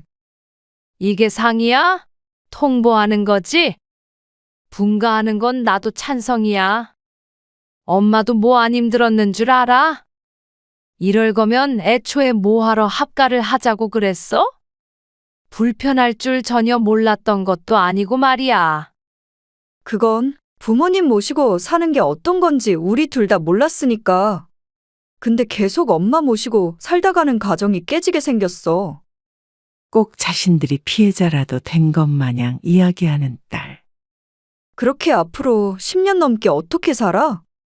그래, 다 그렇다 쳐. 근데 집 팔고 투자한 건 너희인데 왜 집주인 보고 나가래? 나중에 엄마 아프거나 혼자 못 살 상황 되면 그때 이 집으로 다시 모시고 올 테니까. 모시긴 뭘 모셔? 내 집에서 쫓아냈다가 병들면 다시 들어오라는 게 모시는 거야? 참 희한한 말이다 정말. 그러면 내 식구가 나가야 마음이 편해? 자식은 나 하나고 나중에 이 집도 어차피 나 줄 거잖아. 뭐야? 그냥 집 크기만 좀 줄여서 가는 게 그렇게 싫어? 엄마는 자식 생각은 안 해? 나 1년 동안 마음고생 많이 해서 이것 봐. 머리카락도 빠졌어. 그게 내 탓이니? 합가하기 전에는 그런 적 없어. 딸은 전 씨에게 이기적이라고 했지만 오히려 전 씨는 딸보다 이기적인 사람은 듣도 보도 못했습니다. 어떻게 저들 아쉬울 때는 그렇게 사정해서 밀고 들어오고 먹고 살만해지니 집을 뺏어갈 생각을 할 줄은 몰랐습니다. 나가려면 너희가 나가. 안 말릴 테니까. 전 씨는 죽어도 딸의 말대로 해줄 수 없었습니다. 집 사서 나갈 형편도 안 되는 딸이 얻어주는 집이라고 해봤자 작은 집 월세일 텐데 다 늙어서 그렇게 바람 앞에 등불처럼 살고 싶지 않았습니다. 내 집도 없이 말이죠. 그러자 딸은 그날부터 전 씨에게 말을 걸지 않았습니다. 그리고 사위는 자꾸만 밖으로만 돌았습니다. 주말에도 집에 붙어 있는 법이 없었습니다. 딸 부부의 시위인 듯 했습니다. 하지만 그런다고 나갈 생각은 추호도 없었습니다. 그러니 딸이 얼마 뒤에 전 씨에게 부탁을 했습니다. 엄마, 요즘 나랑 박서방이랑 말도 안 해. 엄마는 정말 내가 이혼이라도 했으면 좋겠어? 나 여기 들어와서 잃은 게 너무 많아. 박서방이랑도 멀어지고 엄마도 그걸 원하는 건 아니잖아. 너 정말 부모 생각은 눈꼽만큼도 안 하는구나. 나도 이렇게는 못 살겠다. 내가 왜 내 집에서 맘 편히 있지도 못하고 자식에게 이런 비참한 취급을 당해야 해? 혼자 잘 살고 있었던 사람 힘들게 한 건 너희인데 말이야. 나도 내 노후의 삶이 있었어. 그런데도 힘들다길래 걷어줬더니 이렇게 등에 칼을 꼽는 자식이 어디 있어? 너희가 준비가 됐든 안 됐든 얼른 나가줬으면 한다. 뭐? 짐 싸서 빨리 나가. 오래 시간 못 줘. 엄마도 좀 편히 살자. 그러지 말고 내 말대로 해주면 안 돼? 박서방이 투자한 거, 그거 회수하면 그때 그걸로 좋은 집 사줄게. 말이 되는 소리를 해. 너희가 나가서 살다가 돈 벌면 그때 그걸로 너희 집 사. 그러면 되겠네.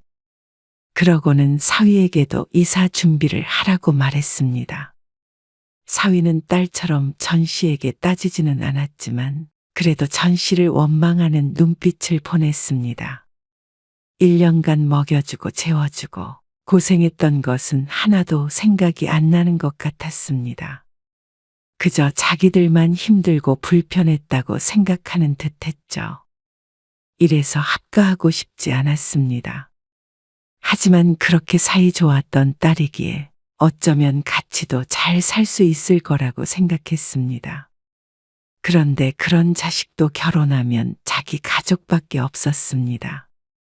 부모는 뒷전이고 그저 남편 눈치 보느라 전전긍긍하고 전 씨에게 화내던 모습이 떠오르니 딸도 괘씸해서 보고 싶지도 않았습니다.